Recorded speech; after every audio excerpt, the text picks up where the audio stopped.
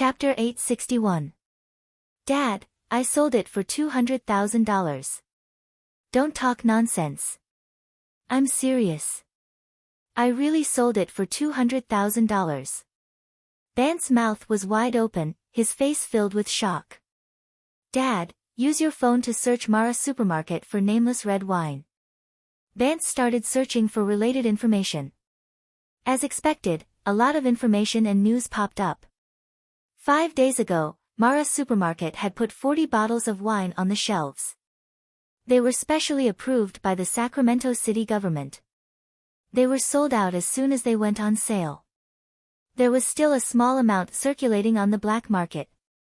The highest price was already close to $300,000. Ken, this nameless wine is Chen's gift to us? That's right. Bant's mind was in a mess. Mara supermarket sold a bottle for $60,000. The average price on the black market was above $200,000. The highest was close to $300,000. Chen Zhao had given him 5 bottles. Including the one he'd already drunk and the one Ken had taken away, there were only 2 left. Bant didn't know what to say anymore. He didn't expect Chen Zhao to give him something so expensive as a gift either. Of course, he was also conflicted. Should he sell it or drink it? If he sold someone else's gift, it would be very rude. But if he drank it, it would be too extravagant. Anyway, Bant couldn't drink it. Bant called Chen Zhao. Hey, Chen, did you make the wine in Mara supermarket? Yeah, you know about it. Ken just took a bottle, but his boss bought it for $200,000. Bant smiled bitterly. Now that I know about it, I really don't know what to do. Since it's a gift to you, you have the right to choose, Chen Zhao said. But I suggest you don't sell it so quickly. As long as you keep it well, the longer it stays, the better it tastes. You can sell it when you need money in the future. Okay, I understand. Bant was very grateful. But tell Ken not to leak this news. Okay, I know. I'll tell Ken. Chen, do you think we should expand the vineyard? Don't expand. We're selling high-quality wine. The more we produce, the lower the price. The profit won't be as good as now, Chen Zhao said. Look at those wineries. They're all huge, but they only brew a limited amount each year. Fei Lai was overjoyed these few days. After all, it was her first time experiencing the joy of making money. The 40 bottles of red wine were sold out on the same day they were put on the shelves. $2,400,000, and the city of Sacramento gave him a tax break. This was also the result of Winnip's negotiation.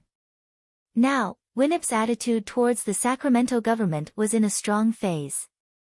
Now, Sacramento had completely transformed into a tourist city, and all of this was brought about by daydreams. As long as Daydream was in Winnip's hands, Sacramento would be in Winnip's hands. This wasn't just for show. The value of Daydream was no longer limited to its own value. The indirect economy of Daydreams had already exceeded its own value. Just as Chen Zhao and Fei Lai were lying on the chair, Zhilin stood up unsteadily. Chen Zhao and Fei Lai were both stunned. Zhilin can stand up now. But soon, little Zhilin's short legs bent and she lay on the ground again. She could only stand up for a short while, but Chen Zhao and Fei Lai were both very happy. Chen, why is the older the red wine, the better? Chen Zhao thought about it. Actually, that's a mistake. It's not that the older the better. In fact, the best storage time for most red wine is 3 to 8 months. Only a few wines need a longer fermentation period because of the grapes chosen. For example, our little Zhilin needs around 20 years to grow up, but Simba and Nana only need a few years to grow up.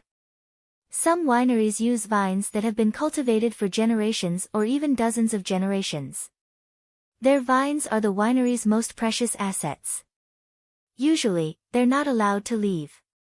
You can think of Zhilin's growth period from the fermentation of red wine. What else can you think of? There are too many things to compare, Chen Zhao said casually. For example, Qin Zhao's heart jumped. He suddenly thought of a problem. Old Turtle had once said that Qin Zhao's magic power was at the bottleneck of ultimate transformation. Qin Zhao had always had a vague idea about this. But now, he suddenly thought of the fermentation process of wine. Was ultimate transformation similar to the fermentation of wine? If this was true, then he should consider how to ferment magic power. The process of ultimate transformation was the fermentation of magic power. Qin, what are you thinking about? I'm thinking about what to eat tonight. Fei Lai rolled her eyes. Ever since the underlings came to the house, they hadn't worried about this. Qin Zhao had been thinking about how to ultimate transformation his magic power. He would ask Old Turtle later. At night, Qin Zhao entered the river map. Every time he entered the river map, Old Turtle was playing games, and he was always playing games with his avatar. Old Turtle, isn't the ultimate transformation similar to the fermentation of wine? Huh, you actually figured it out. It's such a simple question. Why did you have to hide it before and make me figure it out myself? Qin Zhao looked at Old Turtle, indignant. Don't novels say you have to figure it out yourself? Is there no other reason? No. Then how do I ferment the magic power in my body? Extreme environment, Old Turtle said. Extreme how? It's either extreme heat or extreme cold. But in most cases, if you're in these two extreme environments, you'll either be burned to death or frozen to death. The extreme you're talking about, don't tell me you're burning or throwing it into an ice house. Look at Sun Wukong in Journey to the West. He mastered the fiery eyes in Taisheng Latsu's alchemy furnace. You're getting more and more ridiculous. That's a myth and also a novel. You can also choose an environment one level lower. For example, go to the hottest or coldest place in the world and stay there for 3 to 5 years. Then the fermentation process will be complete. Qin Zhao's heart jumped. Wait, I can create an extremely hot or extremely cold environment. Right here, in the river map. Since wine could be fermented in the river map, Old Turtle could cultivate here for thousands of years. Qin Zhao should be able to do the same, right? Most importantly, you're thinking about extreme heat? Or extreme cold? Is there a difference? Chapter 862. What's the exact difference? Qin Zhao asked. If you use extreme heat as your state, you'll be training your body with fire. You'll be invulnerable. Your body will be like iron and your heart will be like the sun, Old Turtle said. If you use extreme cold as your state, your heart will be like a blade and your mind will be like a sword. No inner demons will be born. Your energy will be like a rainbow and your power will be like frost. To be more direct, I don't understand. Extreme heat is training your body. Extreme cold is training your heart. Do you think body training is awesome? Qin Zhao said. At least you can feel the changes in your body with body training, but who knows if there will be any changes with heart training. Extreme cold training can prevent inner demons from growing, Old Turtle said. In the long run, extreme cold is more advantageous. That means extreme cold is better. You can't say that. If you don't have inner demons, you can't improve your state of mind. Fuck, is extreme heat better or extreme cold better? Either is fine. Can I train in both ice and fire? Qin Zhao asked. Taoism walks on the balance of yin and yang, but in most cases, no one can succeed.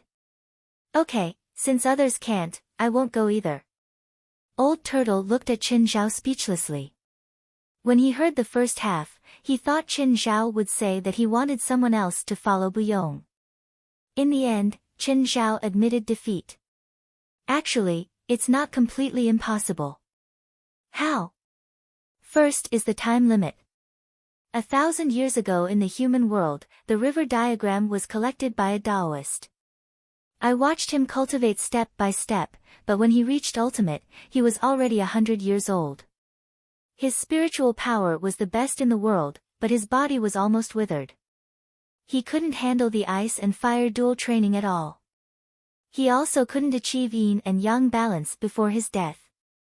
Old Turtle looked at Qin Zhao. You're different. You're young and your body is stronger than others. You also have the river diagram. Time isn't a limit for you, so you have a better chance of surviving the yin and yang baptism. Are there risks? Qin Zhao asked. There are risks, but the benefits definitely outweigh the risks. Qin Zhao thought about it. How long? Depends on what package you want. Qin Zhao rolled his eyes. What combo do you offer? I'll create an extremely hot or extremely cold environment for you, Old Turtle said. It'll take around 100 years. 100 years in the river diagram? Did that mean a month had passed in the outside world?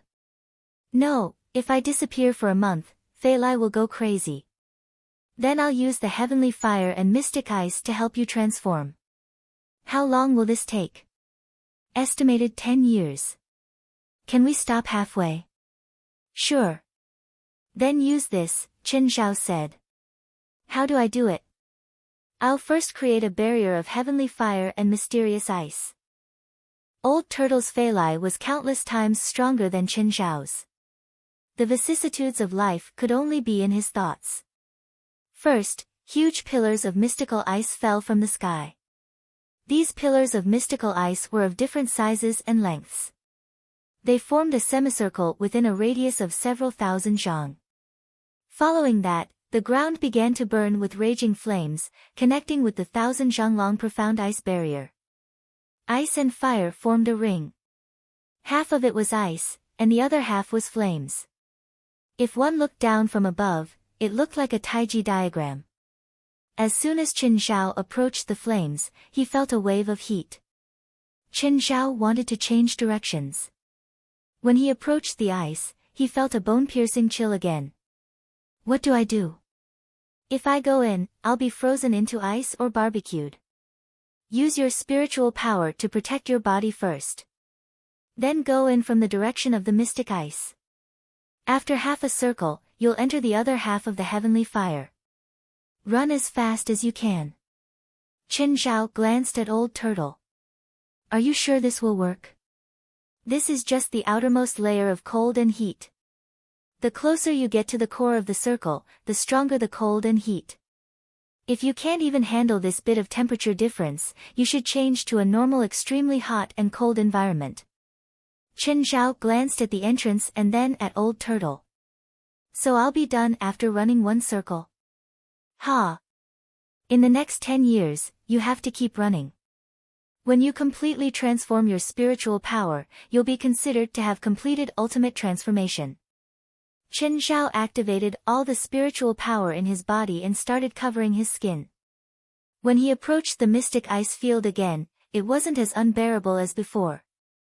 Suddenly, Old Turtle pushed Qin Zhao from behind.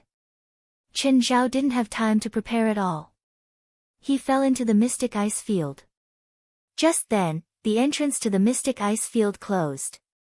Run if you don't want to freeze to death. When he entered, the bone-piercing chill attacked him again. Old Turtle, fuck you. Qin Zhao started running. Qin Zhao ran as fast as he could. He didn't know how fast he could run. He had to leave the mystic ice field as soon as possible. Qin Zhao only took a minute and a half to cover the distance of 3 kilometers. Just then, a wave of heat surged from the place where the mystic ice field connected. Qin Zhao didn't have time to think. He dove into the heavenly fire field. For a moment, Qin Zhao felt warm from the heavenly fire field. The coldness was gone. But the next moment, he couldn't take the scorching heat anymore. The human body reacted more to heat than cold. Qin Zhao felt like his hair was about to ignite. Qin Zhao sped up and passed through the burning heavenly fire field. Another wave of coldness attacked him. Where's the exit? Where's the exit that was supposed to connect here? Old Turtle, you old asterisk shoal, you blocked the exit. You want to slack off after just one round? Old Turtle's voice came from outside. Qin Zhao ran while yelling. He charged into the mystic ice field again and ran another round. He passed through the heavenly fire field and then the mystic ice field, the cycle repeated again and again. Chen Zhao could endure it physically, but he couldn't keep up with the consumption of spiritual power. Without the protection of spiritual power, Chen Zhao would have to face the mystic ice and heavenly fire directly. Finally, on the 8th round, Chen Zhao's spiritual power was completely used up. He hadn't finished the 8th round yet. Chen Zhao could only brace himself and sprint forward. He finally saw the exit. Chen Zhao rushed out of the exit and collapsed on the ground. His body was covered in frostbite and burns. Why do I have to torture myself? Chen Zhao wanted to cry but had no tears. It's okay. You'll get used to it slowly. Rest for a day and then continue. Old turtle, why do I feel like you're so passionate about me? Because I'm bored. Chen Zhao suspected that Old Turtle had thought of this method just to torture him. Chen Zhao's recovery speed was quite good. He recovered the next day. Chapter 863. Chen Zhao felt that he hadn't improved in other aspects during the month in the river map. He sped up to pass through the mystic ice and skyfire realms as quickly as possible. Chen Zhao sped up again and again. The mystic ice and skyfire realms combined to form a 6-kilometer ring. Chen Zhao had originally needed around 3 minutes to finish, but now it was 2.5 minutes. At this speed, he would be going around 140 kilometers per hour. At the same time, Chen Zhao's control of his spiritual power was better. He knew how to use spiritual power to the maximum. He didn't need to use the most spiritual power at the start. In the end, he ran out of spiritual power after a few laps.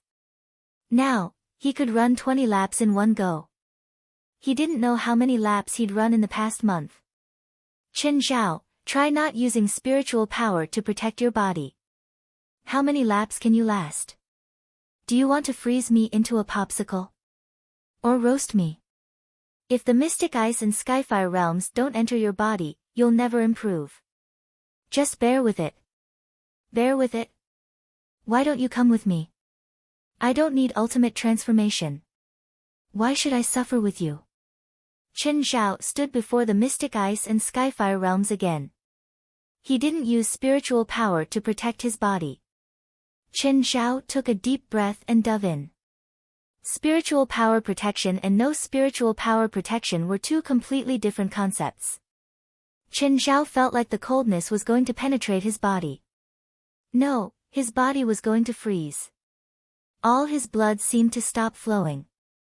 Chen Zhao felt his body getting slower and slower. No, he had to speed up. The moment Chen Zhao broke through the mystic ice realm, heat waves surged into his body. Chen Zhao suddenly sped up.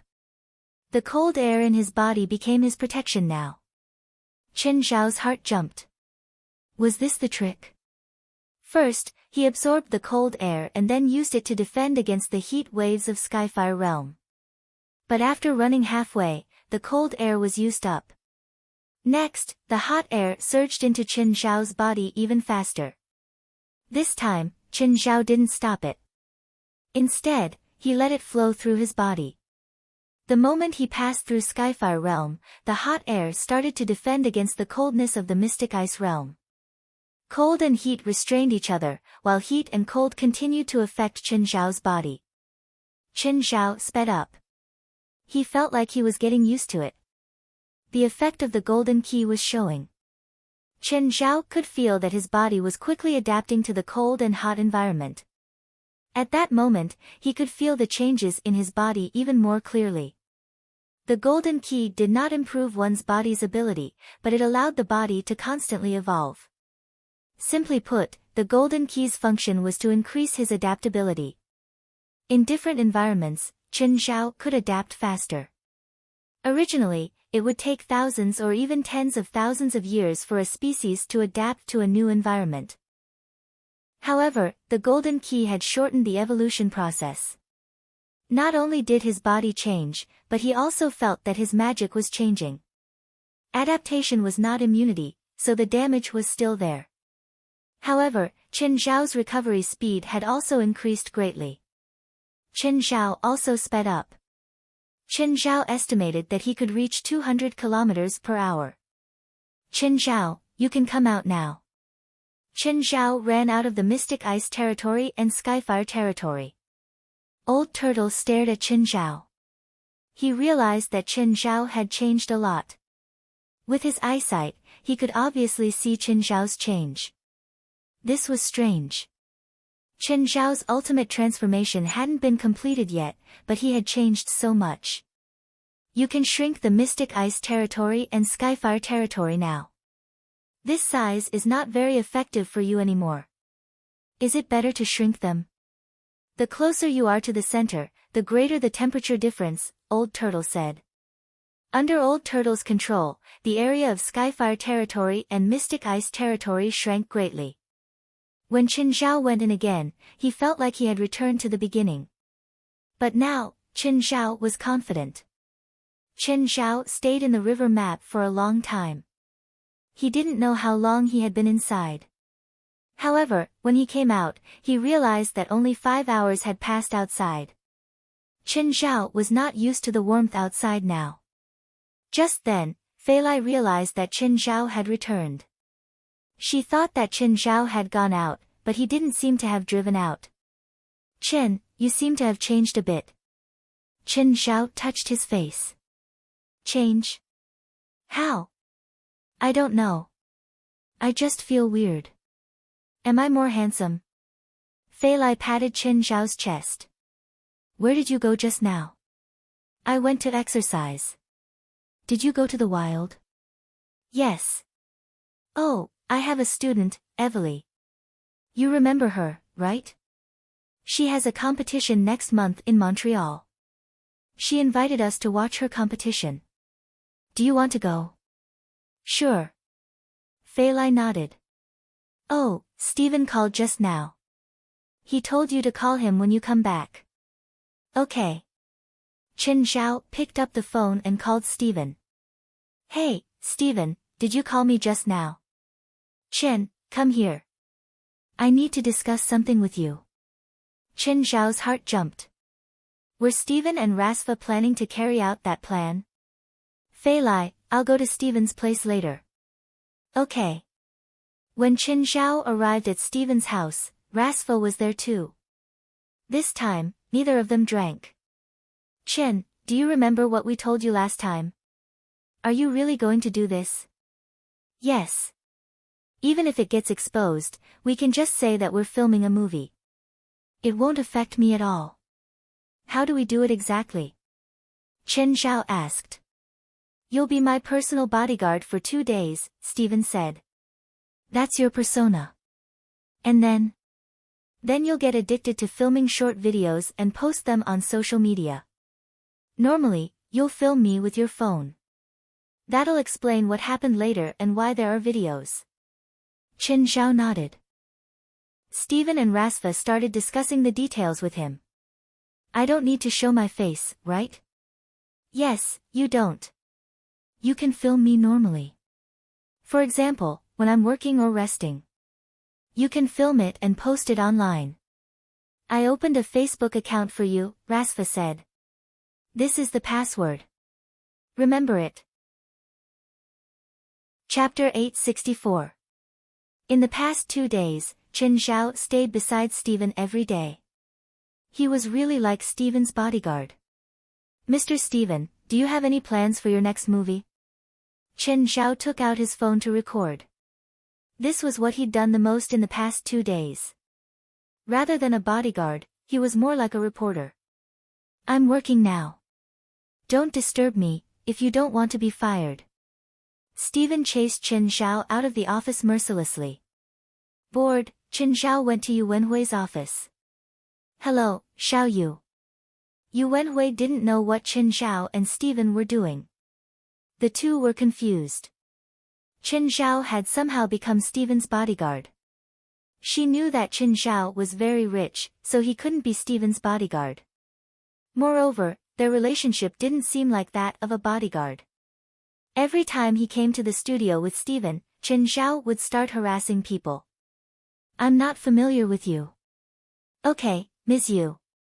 As Mr. Stevens' assistant, do you have anything to say? Sorry, I'm Mr. Stevens' assistant. A lot of his work is confidential and can't be leaked. Also, close the door for me when you go out. Thank you. Chen Zhao shrugged. I'm glad you cooperated. See you next time. In the morning, Chen Zhao harassed most of the women in the office. At noon, Chen Zhao and Steven went out for lunch. Steven, other than me, you have someone else arranged for you, right? Chen Zhao asked. Yes, my bodyguard is still following us secretly. No wonder. Hey, Steven seems to have fewer bodyguards these days. He only has one bodyguard with him. It's not a trap, right? Are you stupid? How rich is he? Why would he use himself as a trap to lure kidnappers? Yeah, and he doesn't even know we're here. Maybe he thinks he's safe, so he's starting to be careless. It's much faster than we expected. Perfect. We can speed up our plan. When do we do it? Tomorrow. When do we do it? Chen Zhao asked. Tomorrow, Steven said. What's the specifics? First, we'll pick up Rasfa. Then, we'll have an argument in the car. You'll have to secretly record our argument. Then, Rasfa got out of the car in anger, Steven said. I chased him out of the car and continued arguing with him. Just then, the robbers appeared and dragged both of us into the car. You realized that something was wrong, so you started a car chase. Steven paused and continued, at this time, we will arrange for an accident. Are you sure it's okay? Sure, as long as you don't hit me with a train. Then you got hurt, blamed yourself, and started planning to rescue me and Rasfa. But we can't film all of this. If we film all of this, it will seem too deliberate. First of all, you can use the car recorder to record the kidnapping and car chase. Secondly, you can record the one-man show in the car with the phone you threw aside, Steven said. Oh right, how many people have followed your Facebook account these few days? Less than 100, Chen Zhao said. So little. With my name as a gimmick, no one will pay attention to it. Of course. Who would watch an unfamiliar video if they haven't done any promotions? Whatever, I'll do it later. Then how do we set up the rescue process? Chen Zhao asked. First, buy a dog. No. You have so many pets at home. Borrow one and put it in the video. Think of it as me temporarily adopting it. Then, I developed feelings for it. With this pet, we finally found the kidnapper's lair. Chen Zhao looked at Steven speechlessly. He was really a drama queen. Who do you think is suitable in my family? If it's a normal pet, it's too boring. How about I borrow Snow White? But we'll start tomorrow. If we get a cougar today and develop feelings for it, won't that be too sudden? How about this? I'll ask my ex-wife to participate too. Snow White is my pet before we divorced. She's going on a long trip, so I'll take care of it. Chen Zhao went home and picked up Snow White. Steven also found Halifa Olis. Steven had clearly explained the situation to his ex-wife. When Halifa Olis saw Chen Zhao bring Snow White, she was shocked. Steven had said that Snow White was a cute pet. In the end, Snow White was even bigger than her. Although Snow White was pretty, it was also scary. Are you sure it won't bite me? Don't worry. Snow White is very obedient. All right then. Halifa carefully reached out and rubbed White Snow's head. Snow White closed its eyes and moaned in pleasure. Huh. Halifa soon realized that Snow White was not fierce. It was also very docile. I feel like it should be my pet. Mr. Chen, how about selling it to me? Halifa quickly fell in love with Snow White. Halifa, save it. If Chen was willing to sell it, he would have sold it to me long ago. It wouldn't be your turn. Halifa Olis glared at Steven, and Steven began to make arrangements again. Chen, you can go back to the car and film. The process was not complicated. Chen Zhao just played the part of an unprofessional bodyguard and peeped into his employer Steven's privacy. Then, because of his mistake, Steven was in danger. In the end, Chen Zhao realized something and saved Steven and Rasfa from the kidnappers. Hi, Halifa, what's up? Steven acted as if he did not know anything and started acting. Halifa Olis and Snow White walked to Steven's side.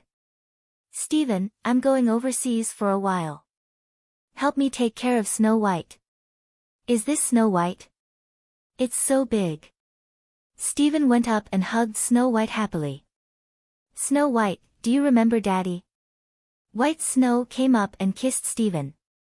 Steven rubbed White Snow's head excitedly. Don't let Snow White go hungry. With that, Halifa turned and left. In the car, Chen Zhao also finished filming. After Steven got in with Snow White, he said, Chen, upload this video online. Keep this mini earpiece. We can talk to each other at any time. Make sure nothing goes wrong with our plan. Chapter 865. Actually, Chen Zhao's mission was simple.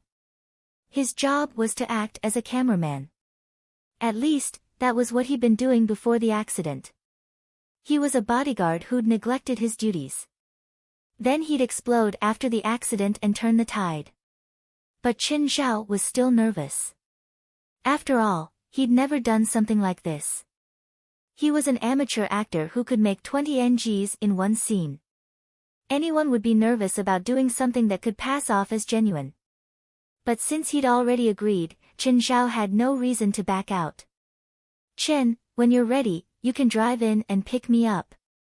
Then go get Rasfa. Chen Zhao drove into Steven's house. Steven exchanged a look with Chen Zhao and got in the car with Snow White. Then he went to Rasfa's house and picked him up. As Chen Zhao drove, he took out his phone and started recording Steven and Rasfa's argument. Chen Zhao drove to a secluded road. Why are these two old men fighting? Chen Zhao muttered to himself. Last time I saw them, they were still wearing the same pants. Just then, Rasfa yelled, I'm breaking up with you. Let me out of the car. I don't want to talk to an idiot like you anymore. Chen Zhao stopped the car. Rasfa opened the door and left. At this time, Steven also followed, and the two began to pretend to quarrel under the car. Chen Zhao's expression was bored. He waited for the next scene to start. As expected, a business car stopped just like they'd planned. A few masked men pulled Rasfa and Steven into the car. At the same time, they shot at Chen Zhao, who was sitting in the car. Bang! The bullet hit Chen Zhao's body and then landed on his hand. Chen Zhao froze. Fuck, if it hit someone else, they'd be dead. Are they so realistic? Seeing the robbers' car leave, Chen Zhao immediately sped up and chased after them. It wasn't the time to argue. He had to finish the act first. Meanwhile, in the business car, Pablo, that bodyguard didn't die.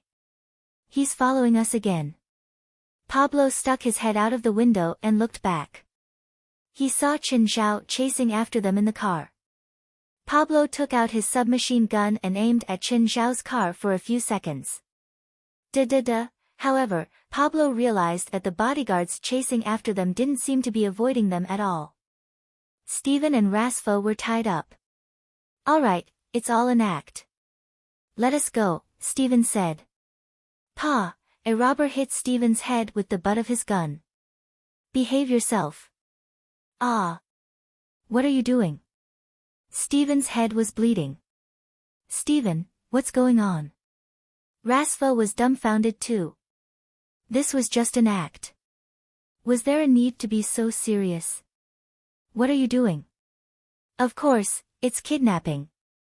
The robber said coldly, be honest, don't play tricks on me. Pablo, who is this old man? If it's useless, just kill him. Him? He's the chairman of PLM, a rich man. I didn't expect to catch two at once, Pablo said. Let's get rid of that bodyguard first.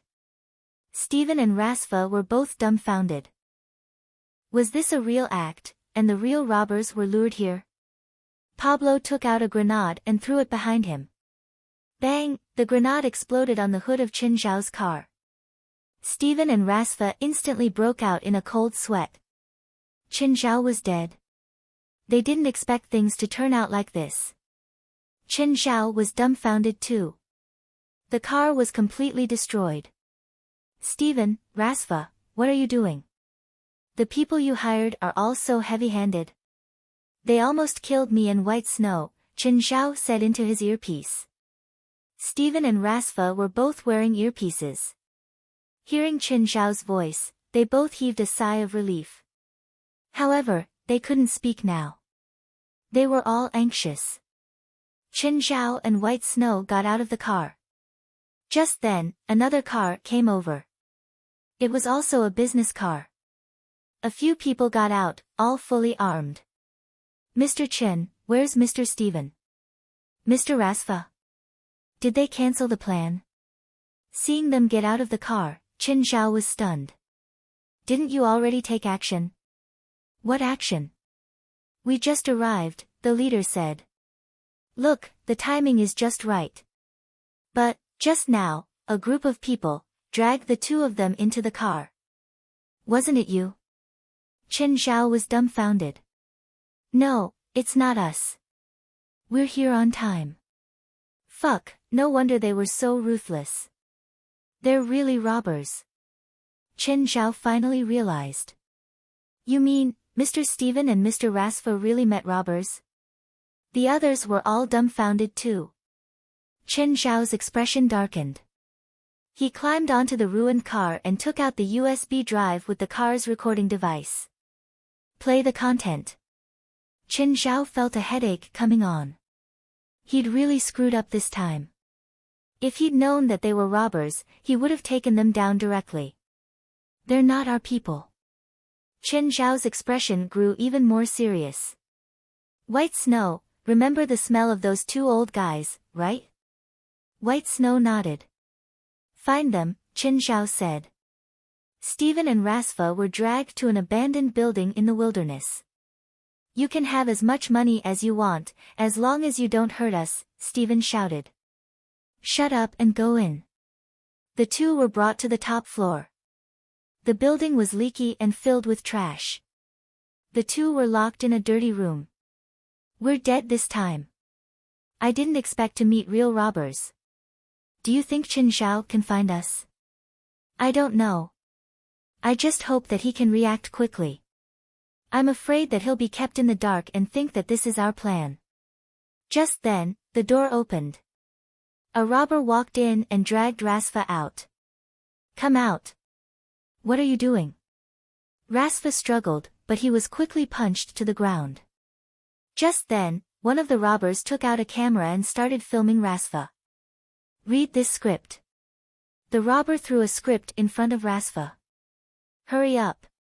Don't waste time. Helpless, Rasfa could only read from the script. I'm Rasfa, the chairman of PLM Film Company. I've been kidnapped. I need my family to fork out $100 million to pay for my ransom. I hope to see the money before midnight tonight. Okay, Steven, that old thing, come out. Chapter 866. Breaking news. Our station has received a video sent by an anonymous person. At that moment, the scene changed. An old man was beaten to the ground and he said something. Then, a second old man appeared on the screen. No way. Mr. Steven was kidnapped.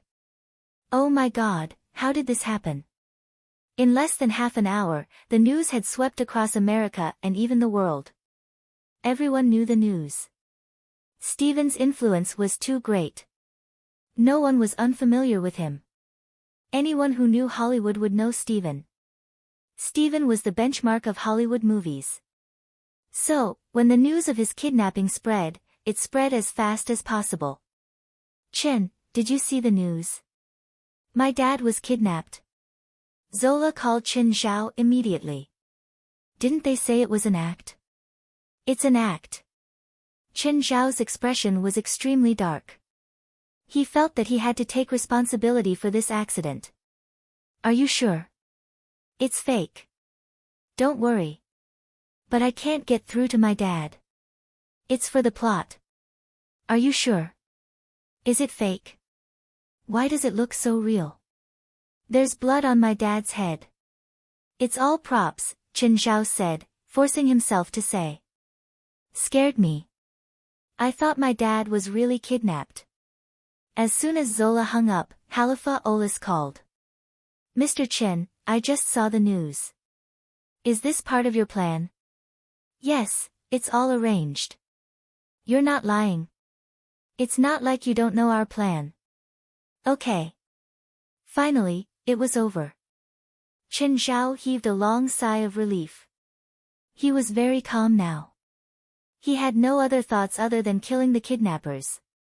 Fortunately, White Snow had a very sharp sense of smell. When the sky turned dark, Qin Zhao finally found an abandoned building far away in the countryside. This building had probably been abandoned for 20 to 30 years. It was more than 10 stories tall and had an old-fashioned design. Qin Zhao climbed up the outer wall of the building under the cover of the night. Right now, Rasfa and Stephen were still in the kidnappers' hands. Qin Zhao didn't want to alert them. If the kidnappers directly took the two of them as hostages, then it would be very troublesome. So, he had to save them first. Killing the kidnappers was secondary. Pa, what's that sound? At this moment, more than 10 kidnappers were gathered on the top floor. They could vaguely hear voices coming from outside. It's probably the wind. It doesn't sound like the wind. One of the kidnappers poked his head out. At this time, the sky was too dark to see anything outside. A building with more than 10 floors was neither big nor small. By now, Qin Zhao had already infiltrated the building. Although the entire building was in darkness, Qin Zhao's vision was like that of a beast. Therefore, it was more beneficial for Qin Zhao. Suddenly, Qin Zhao tripped over something. Then, the walls on both sides suddenly exploded. The flames engulfed Qin Zhao instantly. Someone triggered the trap. There's an intrusion. All the kidnappers became nervous in an instant. You two go take a look. The two kidnappers ran to the place of the explosion to check, but there was nothing there. There was a hole in the wall. There's nothing here. Then who triggered the trap? It's probably a rat, one of the kidnappers said. If it's a human, there'll definitely be blood here. The two kidnappers returned to the room where their friends were gathered. It's a rat who triggered the trap. Rat? We don't see anyone. No, it can't be a rat. A rat can't trigger the detonator. It can only be a human or a large animal. There aren't any large animals nearby. Pablo said with a serious expression. Everyone, stay alert. Pull those two old guys out. Rasfa and Stephen, who had been exhausted, had just fallen asleep when they were suddenly pulled out by the kidnappers. The kidnappers pointed guns at their heads. What are you doing? We'll pay you. Don't do anything stupid. Shut up. Pablo yelled. Who's there? Come out, or I'll kill you. Don't do anything stupid. I'm coming out. Qin Zhao walked out. Shoot! Clatter, clatter, clatter, ah! Qin Zhao screamed and fell to the ground. When Rasfa and Stephen saw Qin Zhao, they still had some hope. But they didn't expect the kidnappers to be so decisive and shoot directly. Both of them were filled with sorrow. Qin Zhao was their friend. If they hadn't come up with this crazy plan, Qin Zhao wouldn't have been implicated and died in front of them. Qin Zhao wouldn't have been implicated and died in front of them. Lock them back in the room. Also, everyone, check around and see if there's anyone else. Only 2 people were left outside the room where Stephen and Rasfa were locked up. The others scattered to the other corners of the building. The one on the ground was only Qin Zhao's clone. Qin Zhao's real body was climbing up the ventilation duct. While Steven and Rasfa were mourning in the dark room, a figure suddenly descended from the sky. Steven and Rasfa were about to scream, but Qin Zhao covered their mouths. Shoo! Qin Zhao gestured for them to keep quiet. The two of them nodded in understanding. Qin, how come you're not dead? Just now. Do you know there's something called bulletproof vests in this world? How do we escape now? Steven asked in a low voice. Don't you think it's a good chance? What chance? A chance to show off, Qin Zhao said. First, I'll kill them all. Then you guys call the actors you arranged beforehand and we'll have a big fight here. They all have weapons. How do we kill them all? Are you going to do it or not? Qin Zhao said. If not, I'll just kill them and send you home. But are you confident? Just then, intense gunshots came from outside. You're not the only one. Steven asked in surprise. There's another helper, Qin Zhao said. It was actually Qin Zhao's other clone. It was currently killing the kidnappers. I'll kill the two at the door first. Qin Zhao opened the door casually. Seeing the door open, the two kidnappers immediately charged in. Qin Zhao crushed the necks of the two kidnappers. They collapsed before Steven and Rasfa. Both of them jumped in fright. Chapter 867. Steven and Rasfa picked up the guns of the two kidnappers. Then, Qin Zhao dragged the corpse of one of the kidnappers and smashed it onto the camera. Is it open? No. Then, let's do it again. After Qin Zhao's antics, Steven and Rasfa forgot about their nervousness. After you throw the corpse on the ground, press it down with your hand. As long as the camera is connected, no one will be able to tell, Steven said. He was the most professional when it came to camera language. Don't leave fingerprints, Rasfa reminded. Okay, 3, 2, 1. Start. Qin Zhao threw the corpse on the ground and used a tree branch to switch on the camera. The camera had already been positioned in the right direction and lens. Qin Zhao stood behind the camera and made an okay gesture to Steven and Rasfa. Rasfa, I didn't expect you to still remember what you learned in the army. Fuck, they're using nylon rope to tie me up. They're looking down on me. Rasfa rubbed his arm. After 3 hours, I finally broke the rope. Did you lose your shooting skills? Steven asked. My stamina can't keep up, but I'm still good at shooting. After Steven and Rasfa finished their lines, Qin Zhao used the gun to change the angle of the camera. Then there was a series of gunshots. Rasfa said, I killed 3. I killed 1. Someone else is coming. Oh no, I'm out of bullets. I was too excited just now. I'm out of bullets too. You're really only suitable to be a director. You're wasting bullets. Qin Zhao was now pretending to be a kidnapper. There was no image, only sound. If the audience saw this, they would use their imaginations to their heart's content. They could use their imaginations from their conversation and the sounds of fighting. Crack, first, there was the sound of wood breaking.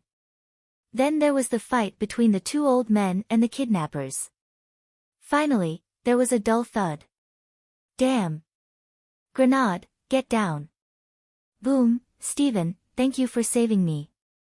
I take back what I said earlier. No, I should be the one apologizing. If I didn't lose my temper in the car today, this wouldn't have happened. The plot was that the two friends had a conflict and a disaster. In the end, they reconciled and fought against the kidnappers together. Qin Zhao dragged a kidnapper over. Then, Rasfa and Steven started acting again. After this scene, Qin Zhao killed the kidnapper with one punch. The kidnapper screamed, ah! Snow White, my Snow White is here. Why is your pet here? Mr. Steven, sorry I'm late. Bastard, you're finally here. If you didn't come, I would have fired you. Did you bring Snow White here? No, White Snow brought me here. It found you. What about the other kidnappers? I killed him. Mr. Stephen, did I keep my job? Finally, the three of them took out the USB flash drive from the camera. The scene finally came to an end. Of course, the good guys won and the bad guys lost.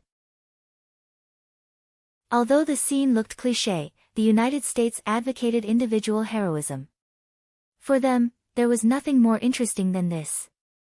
And this time, because the fake had become real, the impact of this show was even greater than expected. However, the police were still needed to deal with the aftermath. The next day, the police reported that Stephen and Rasfa had been successfully rescued. No one knew what the inside story was. All the media reporters were trying to find out more about the case. But the police had already been warned by Stephen and Rasfa. This was a country that cared a lot about privacy. So, without their permission, the police would not release what had happened. Stephen and Rasfa were not in a hurry to release the video. This was because the news was still very popular. If they released it now, it would just be a flourish. They wanted to create a sensational effect. Kate, we found a Facebook account called The Great Director's Bodyguard. The owner of this account is probably Mr. Stephen's bodyguard and driver. Take a look. Kate searched the account on Facebook and found that there were a lot of videos there. They were all taken by someone who did not show his face. Most of the videos were taken by Stephen. Most of the time, these videos were taken secretly. Suddenly, the last video of the account caught Kate's attention. This was because a puma named Snow White had appeared in the video. Kate was no stranger to this puma. This seems to be the Chin family's puma, Snow White. How did it become Stephen and his ex-wife's pet? There must be something going on. A smile appeared on Kate's face.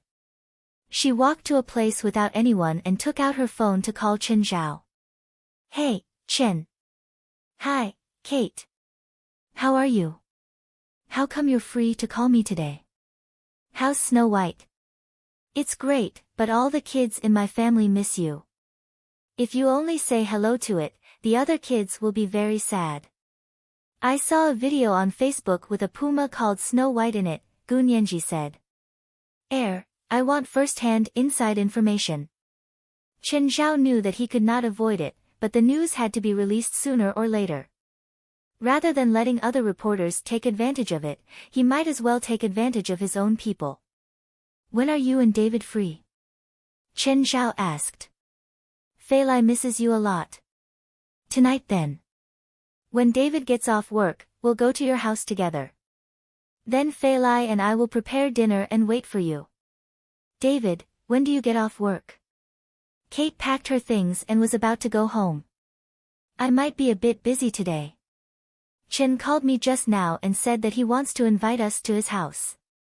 I agreed for you. Oh, right. He might know something about the kidnapping of director Stephen that's been on the news for the past 2 days. Huh. Then I'll pack up and we'll go to Mountain Town together. At 6 in the evening, Kate and David went to Mountain Town together. When they reached their house, the two were already there to welcome Kate and David. Fei Lai, have you gained weight recently? Kate looked at Fei Lai in confusion. I'm pregnant. Fei Lai's face was filled with happiness. Huh? You're pregnant? You have a kid? Yes. Oh my God, when did this happen? Why didn't you tell me? Kate's eyes were filled with envy. She looked back at David. Chapter 868. You can come to me if you have any problems, but I can't do anything about infertility. When Kite saw little Jerlin waddling out, he immediately went forward and hugged her in surprise. Little Jerlin can actually walk. How old is she? That's because she's my and Fei Lai's child. Of course, our child is just as outstanding. Little Jerlin had never been afraid of strangers. She would greet everyone with a smile. Moreover, with her cuteness, she could definitely charm anyone. Jerlin had always been Qin Zhao's pride. Every time he heard someone praise little Jerlin as cute, Qin Zhao would feel proud from the bottom of his heart. After dinner, everyone sat together and chatted. Chen, tell me, what's going on with Mr. Stevens' kidnapping? Actually, it was an accident that turned fake into real, Qin Zhao said. Qin Zhao told him the whole story from beginning to end. Everyone was dumbfounded. It was the first time Fei Lai had heard Qin Zhao mention this. Stevens still has 2 videotapes, Qin Zhao said. When it's time to expose them, you'll do it.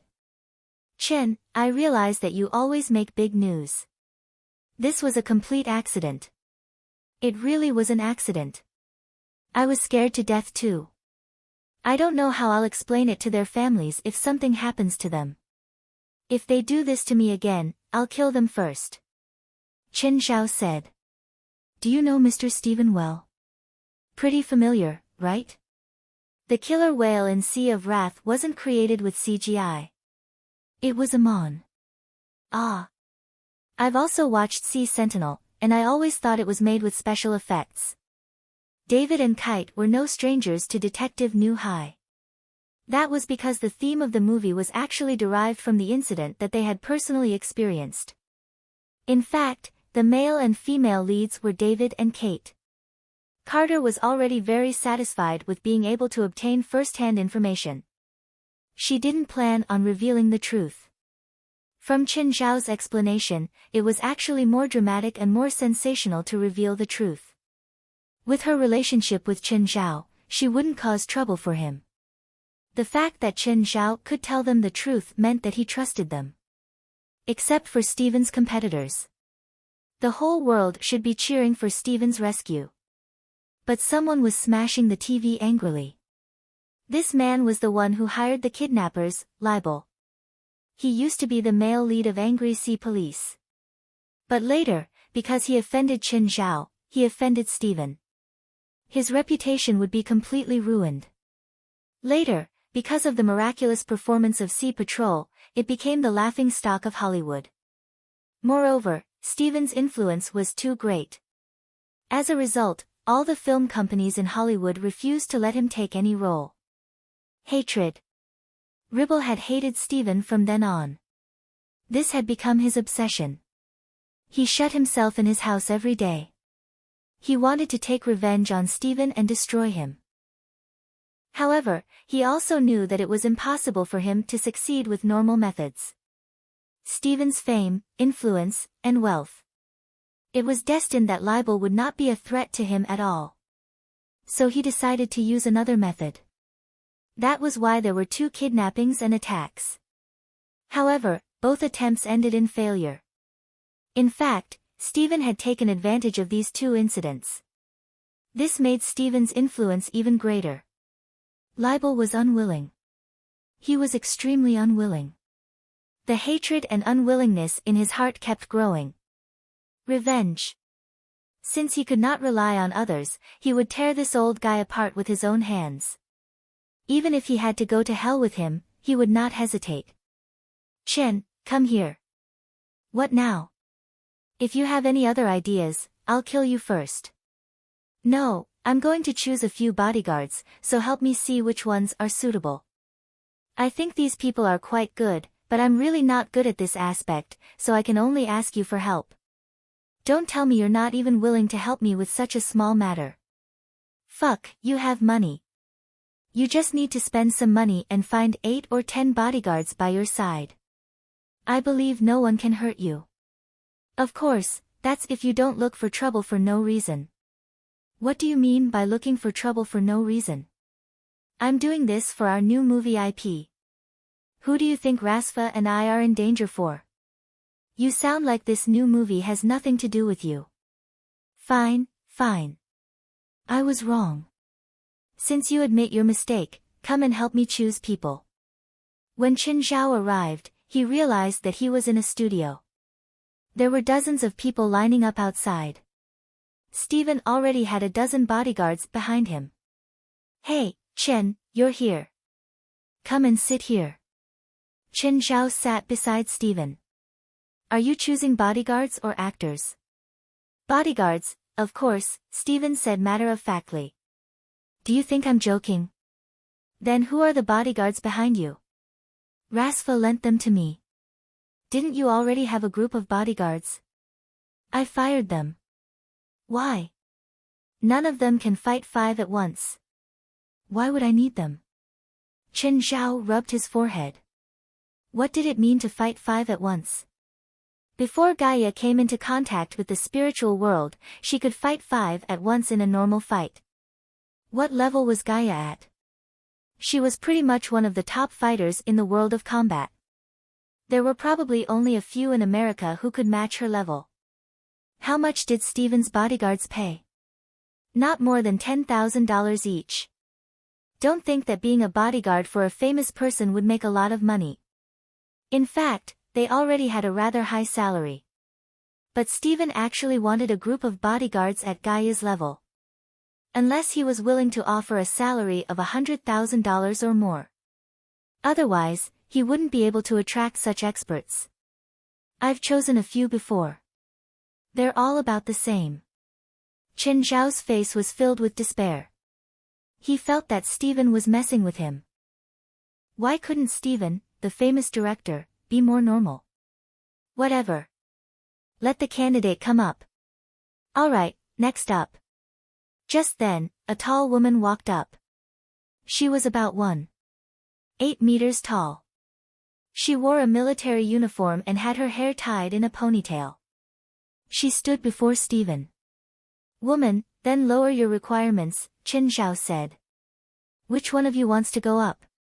If she can beat any one of you, she'll pass. The woman's eyes were cold. Hearing Chen Zhao's words, her expression turned as cold as ice. Could it be that the real person doesn't reveal his true appearance? A glint flashed through Famtis' eyes as well. 10 people, Stephen ordered. Okay, you can start. Tori crooked his finger. The 10 people didn't hold back. They started punching and kicking Tori. Tori squatted on the ground, covering his head without fighting back. Stop, stop, stop. Everyone stop. Stephen's face darkened. Mr. Tori, didn't you say you wanted to show your abilities? Yes, I'm showing them now. What are you showing me? Getting beaten up. I'm really good at getting beaten up. Mr. Tori, are you serious? Yes, I'm very serious. Then how will you protect me? If there's danger, I can stall the criminals and buy time for Mr. Stephen to leave. If they have guns, I can also stand in front of Mr. Stephen. What's your original job? Chen Zhao asked curiously. I don't have a job. I used to be a punching bag on the streets. Then what's your ideal salary? Stephen asked. He seemed to think that Tori was indeed not bad. Mr. Stephen, how much do you think is suitable? 8,000 a month. Okay. Wait.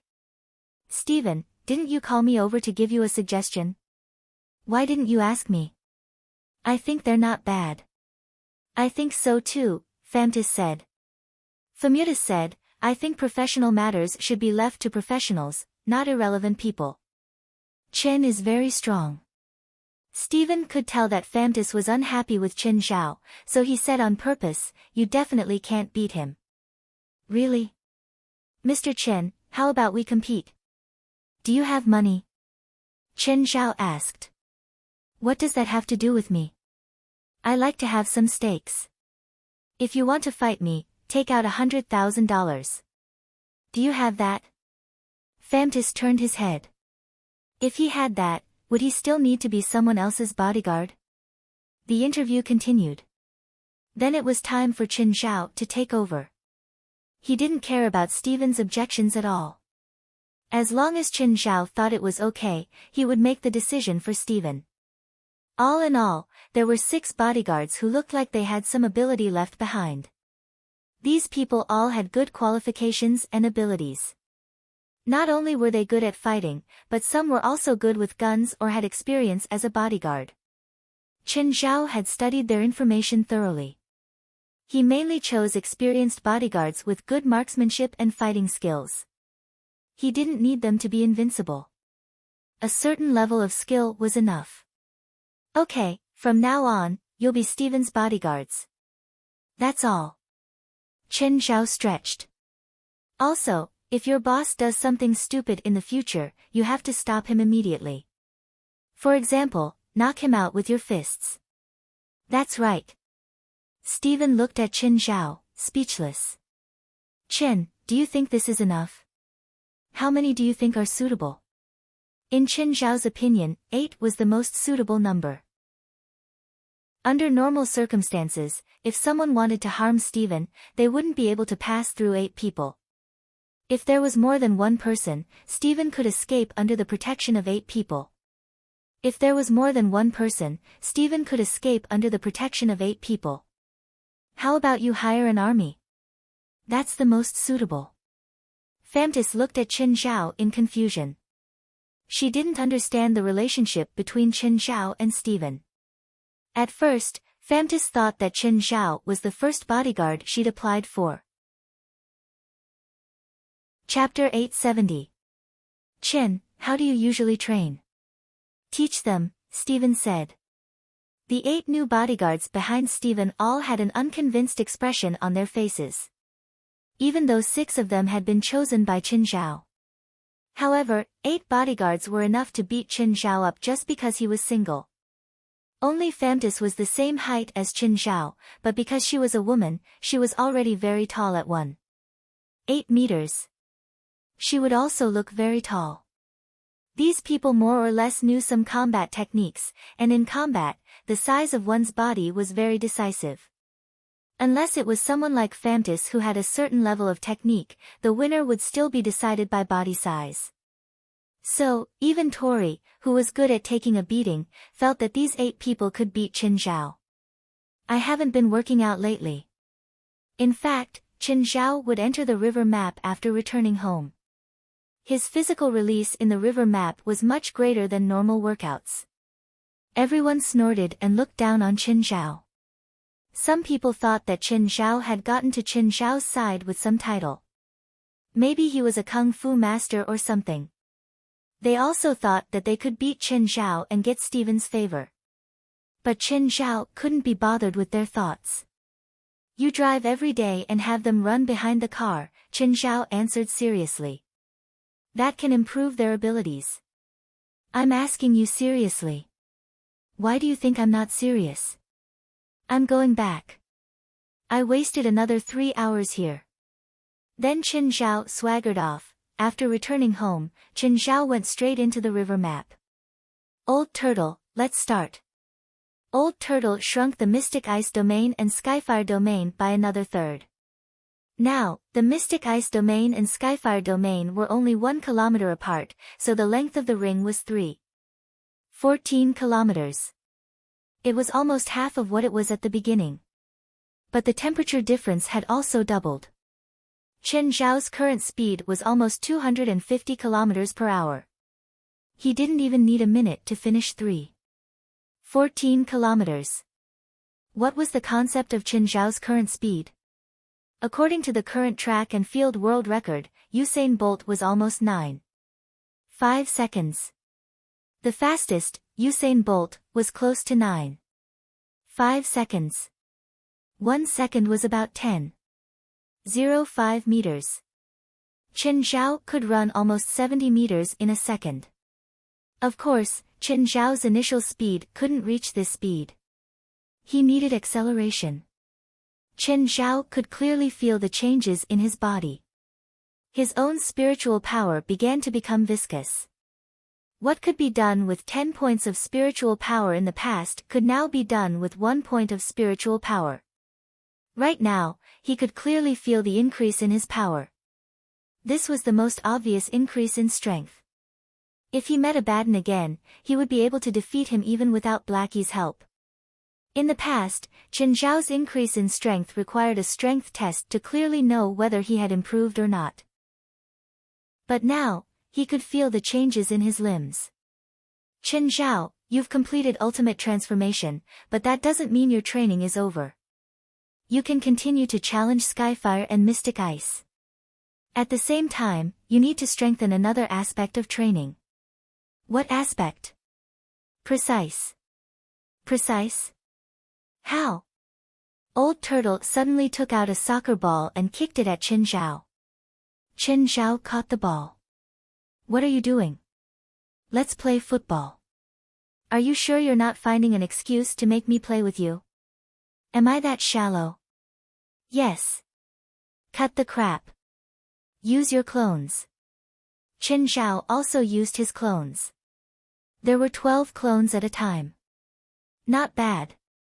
You can release 12 clones at once now. The extra one can be the referee. Fine. Since Old Turtle wanted to play, Qin Zhao would play.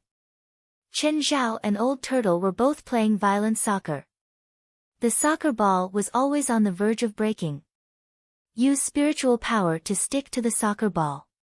That's how to practice precision. My clones can't use spiritual power. Qin Zhao wasn't like Old Turtle. His clones only inherited Qin Zhao's physical strength. They didn't inherit any spiritual power. To be honest, in terms of pure strength. If Old Turtle didn't suppress his strength, even his clones could beat Qin Zhao up. Their soccer match had no time limit. They played for more than 10 days. They didn't stop at all, except that they had to eat in between. Let's play basketball next time. You're really just playing. Qin Zhao left the river map. The moment he came out, spiritual power surged toward him. It attached itself to Qin Zhao's body. Strange. The spiritual power in the river map was denser than outside. Based on the principle of high pressure flowing to low pressure, why didn't the spiritual power in the river map give him this feeling? Instead, in a normal world, the spiritual power from the outside would gather toward him? Qin Zhao didn't understand. The spiritual power made him feel like he was floating. His body was as light as a swallow. Qin Zhao's heart jumped. He felt like his body was like a magnet, attracting the spiritual power around him. Spiritual power was lighter than air, Qin Zhao thought. This meant that if the spiritual power attached to his body reached a certain level, the density of his body and spiritual power would be lower than that of air. Does that mean that it's really possible to fly in the air? But Qin Zhao estimated that he couldn't fly with his current abilities. If he wanted to float in the air, he would have to increase his magic power by at least 5 times. But this also proved that there were immortals in the legends who could fly in the air. At least in theory, it was possible to fly in the air. Qin Zhao walked out of the living room and looked at the vast mirror lake. Fei Lai was holding little Jerlin and lying on the chair, sunbathing. Qin Zhao suddenly sped up and charged toward the lake. Because of his speed, Qin Zhao didn't sink into the water. Fei Lai felt a gust of wind. Turning around, she realized that Qin Zhao was actually running on the lake. Fei Lai's eyes were filled with shock and some admiration. Qin, go. Distracted, Qin Zhao's body sank. He slowed down and fell into the water. Returning to the shore, Fei Lai's eyes sparkled. Qin, is this magic? I've never seen you use it before. No, it's just speed. Scientists had once calculated that an adult had to run on the water at least 110 kilometers per hour. Qin Zhao had reached that speed, but there were techniques to running on the water. First, he couldn't use too much force. Otherwise, he'd break the membrane and fall into the water. Just then, Qin Zhao's phone rang. It was Ethan. Chapter 871. Qin Zhao arrived at a luxurious hotel. There was a big client here who asked for $300,000. Qin Zhao rarely received such a generous client. So, Qin Zhao really wanted to know who was willing to pay so much money. After reaching the designated floor, Qin Zhao was stopped as soon as he walked out of the elevator. 2 people who looked like bodyguards blocked Qin Zhao's way. Sorry, sir, the entire floor is booked. I'm a doctor, Qin Zhao said. Someone inside called me over. Wait, one of the bodyguards said into his earpiece. A moment later, a short man with a big belly jogged out. "You're a doctor?" the short man asked Chen Zhao. Chen Zhao could tell that the English wasn't pure American English. It seemed to be from Europe. "Yes, Ethan recommended me." "Follow me," the short man said. At the same time, he said to Chen Zhao in broken English, "I hope that everything you see here will be kept secret." Of course, the first rule in our industry is to keep secrets for our clients. I have a very good reputation in this industry. Many clients have received my treatment, and many of them are celebrities. Up until now, I haven't divulged anyone's privacy. That's good. The short man brought Chen Zhao into a luxurious suite. The suite was at least 300 square meters and had 2 floors. The bottom floor was a huge, luxurious living room.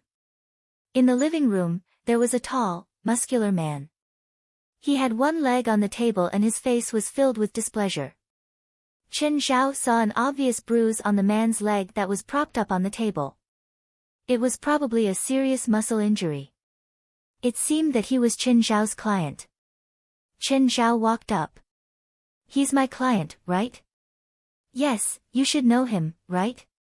"Dominic Hain." Chen Zhao thought about it. "Ah, I know him. Everyone in Hollywood knows him." Dominic Hain looked up at Chen Zhao. "I play soccer, not a Hollywood actor." "Ah. Okay."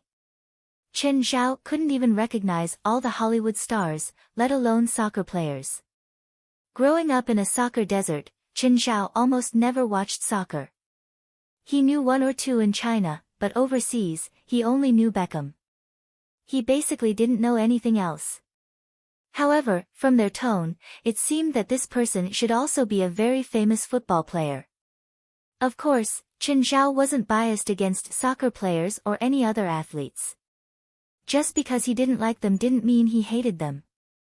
Chen Zhao admired the athletes who worked hard and sweated hard in every competition. "What can I do for you?" "My leg," Dominic Hain said, pointing at his right leg. Chen Zhao sat beside Dominic Hain. He checked Dominic's right leg and it seemed to be an old injury. There were traces of the previous treatment. Chen Zhao glanced at Dominic Hain. "It's because of the impact, causing the old injury to relapse. There's a serious muscle strain on the inner thigh." Chen Zhao looked up at Dominic Hain. "I want to know how this happened." Dominic frowned. "You don't need to know how it happened. I just need you to treat me. My eyes are not X-rays. All the diagnosis results can only be based on experience, so if I don't know the cause of the injury, I can't treat it." He got injured on the football field. Dominic came to America to participate in an exhibition match. He should be Dominic Hain's agent. Chen Zhao checked again. No external injuries. His muscles are loose. Mr. Dominic must have just recovered and hasn't done any high-intensity exercise. This shouldn't be the cause of his injury. Facing Chen Zhao's aggressive questioning, Dominic finally relented. "Fine, fine. A woman sat on me and hurt me." The short man interrupted Dominic Hain anxiously. "That's not important. Besides, I don't want to hear about these rumors outside," the short man said. "I've just completed my transfer. My next club is Real Madrid. If news of my old injury relapsing because of me playing with women gets out, then I'm likely to be asked to leave Real Madrid," Dominic Hain said. As an athlete, Dominic Hain did not have as many thoughts as the short man. He was more straightforward. His inner thigh muscle is seriously injured. The original muscle tissue must have been stitched up. It's very troublesome to reopen the wound before it's completely healed. He'll need at least a month to recover. That's impossible. Real Madrid will completely give up on Dominic in a month. They didn't spend 80 million euros just to let him sit on the bench. Any doctor would give you the same answer, Chen Zhao said. Is there no other way? I need Dominic to recover in a week. A month is too long. Chen Zhao glanced at the short man. Sorry, I can't help. Trash, useless, the short man cursed. You're wasting my time. Chen Zhao stood up and glanced at the short man.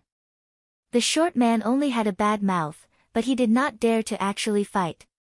Under Chen Zhao's glare, the short man subconsciously took 2 steps back. What? You want to fight? You'd better figure out what this place is. Chen Zhao turned around and left without a word. I thought you were brave. Seeing that Chen Zhao did not fight, the short man thought that Chen Zhao did not dare to. He started talking nonsense again, as if he was certain that Chen Zhao would not dare to fight. As Chen Zhao left, he took out his phone. Hey, Kate, I have news here. A European soccer star played with women in America and hurt himself. Stop him, stop him. The short man immediately yelled. A few bodyguards immediately went up to snatch Chen Zhao's phone. Chen Zhao was already at the door. Glancing at the surveillance camera on the walkway, his lips curled up. When the bodyguards moved, Chen Zhao only pushed them away lightly.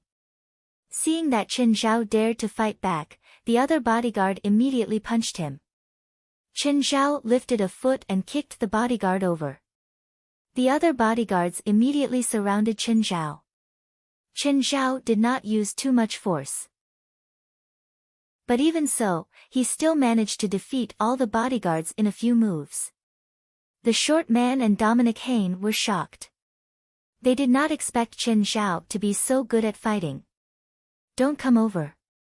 I'm calling the police. Call the police. Your bodyguard attacked me first, and the surveillance cameras in the hallway recorded it. I'm going to sue you for assault and threats. I'll also expose to the media the fact that Dominic was injured because he was fooling around with women. Chapter 872. Chen Zhao snapped his fingers and crooked his finger at the short guy. I'm warning you. You. The short guy didn't dare to go forward. Chen Zhao had knocked down all 5 bodyguards. He'd be asking for death if he went forward. Chen Zhao just wanted to teach the short guy a lesson. It was his fault for being so mean. They'd parted on good terms anyway. Chen Zhao's treatment plan was up to them whether they accepted it or not. Chen Zhao wouldn't say anything. No matter which doctor it was, the treatment and recovery time given would be much longer than the time given by Chen Zhao. Chen Zhao wouldn't kill him. He was angry, but not to the extent of killing him. You can choose not to come, but I'll make it so that you two can't even leave America. Chen Zhao sneered. Hiring and ordering murder. You two will spend at least 3 years in prison. Nonsense. You're slandering us. Dominic and his manager were both anxious. So what? Chen Zhao said nonchalantly. This is America. I'm more familiar with it than you. Also, American law protects the weak. I can also add racial discrimination. Oh, California law has a very heavy punishment for racial discrimination. Chen Zhao often dealt with the police. He knew many basic laws like the back of his hand. How much do you want? Just name a price, come here. Chen Zhao crooked his finger at the short guy. Or I'll call the police. In the end, the short guy still stood before Chen Zhao. What do you want? Chen Zhao grabbed the short guy's hair and smashed it on the glass table. Clang, the short guy fell to the ground with blood all over his head. Remember to watch your mouth next time. Chen Zhao looked at the short guy. Don't provoke people randomly in a strange place. Otherwise, I might have to find someone to collect your corpse next time. Chen Zhao turned to leave. After a few steps, he paused and looked back. Oh, my pay can't be missing a single cent, Holofan, you'd better watch your mouth next time. You almost caused me big trouble. If you continue to make enemies for me, I'll replace you. Dominic didn't dare to argue with Chen Zhao.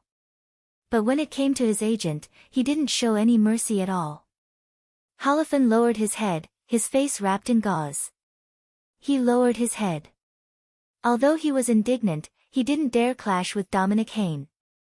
After all, he relied on Dominic Hayne for a living. Some football agents might have a dozen or more football players in their hands. There were quite a few in Holofan, but only Dominic Hayne was truly famous. If he lost Dominic Hayne, his income would drop by 95%. This was the difference between a top football player and a non-famous athlete. Get me a doctor, hurry up. If you don't want to lose your job, find me a doctor immediately. I want the best doctor. Don't find me that kind of scoundrel again. Dominic, I've contacted a very outstanding doctor. I believe he has a way to help you stand up as soon as possible. Are they still illegal doctors? Dominic, you have to understand that if you go to a proper hospital now, your injury might be exposed, and your season will be ruined.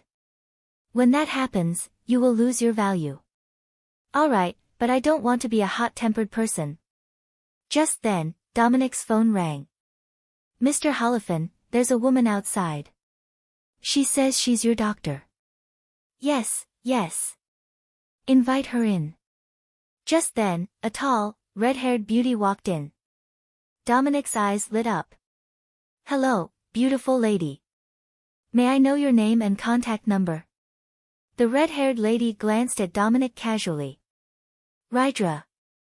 Hello, Ms. Rydra. I'm Dominic Hayne. You should have heard of me. Nope. Although America was a sports country, football had always been a minority in America. The soccer stars in Europe did not receive much attention in the United States.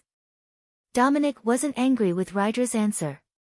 Ms. Rydra, are you interested in becoming my personal doctor? I lack a capable doctor like you by my side. Holofan glanced at Dominic. He knew that Dominic's old habits were acting up again.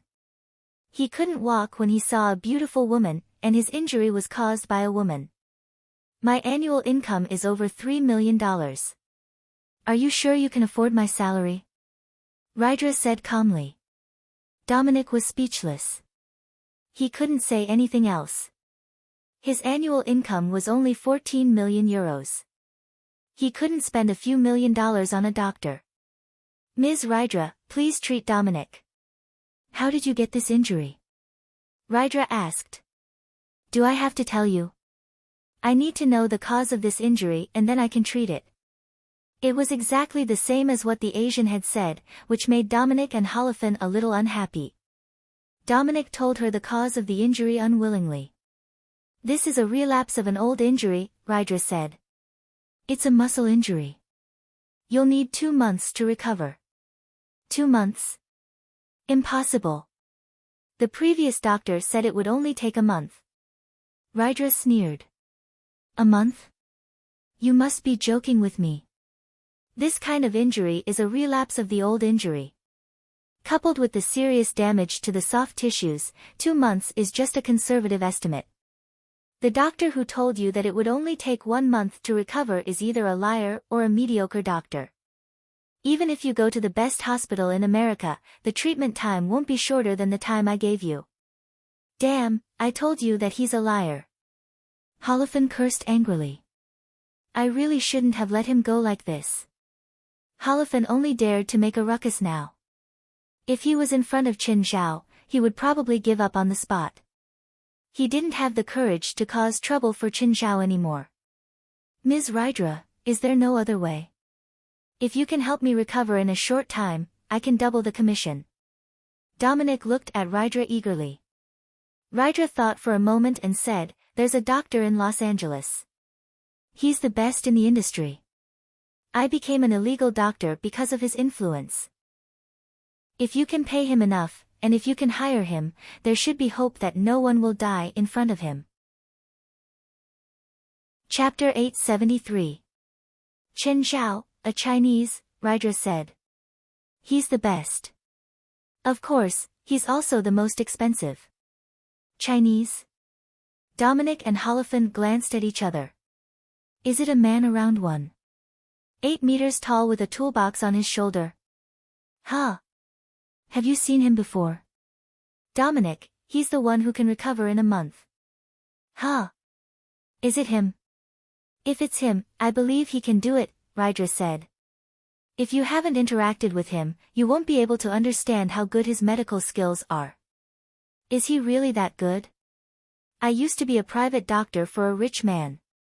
My client was diagnosed by me and the hospital that he wouldn't live for more than 3 days. My client was over 80 years old and his bodily functions had deteriorated. His internal organs had almost stopped functioning. I couldn't think of any possibility for him to survive. However, a year had passed and he was still alive and well. Rydra said, because he met that Chinese man. Chinese seem to be good at taking care of their bodies, Dominic said. Maybe it's something he's good at. After that, I was fired by my client. However, I found a second job, also as a private doctor and health consultant. My client was a young man with congenital heart disease. Because his surgery had failed, his brain waves and heart rate had stopped. At that time, he was already covered with a sheet, but that Chinese man only took a glance and said that my client was not dead. And then, in the end, he asked for an operating theater and completed a failed surgery all by himself. It was supposed to be a surgery with 4 skilled attending cardiologists, but he completed it all by himself and saved the patient.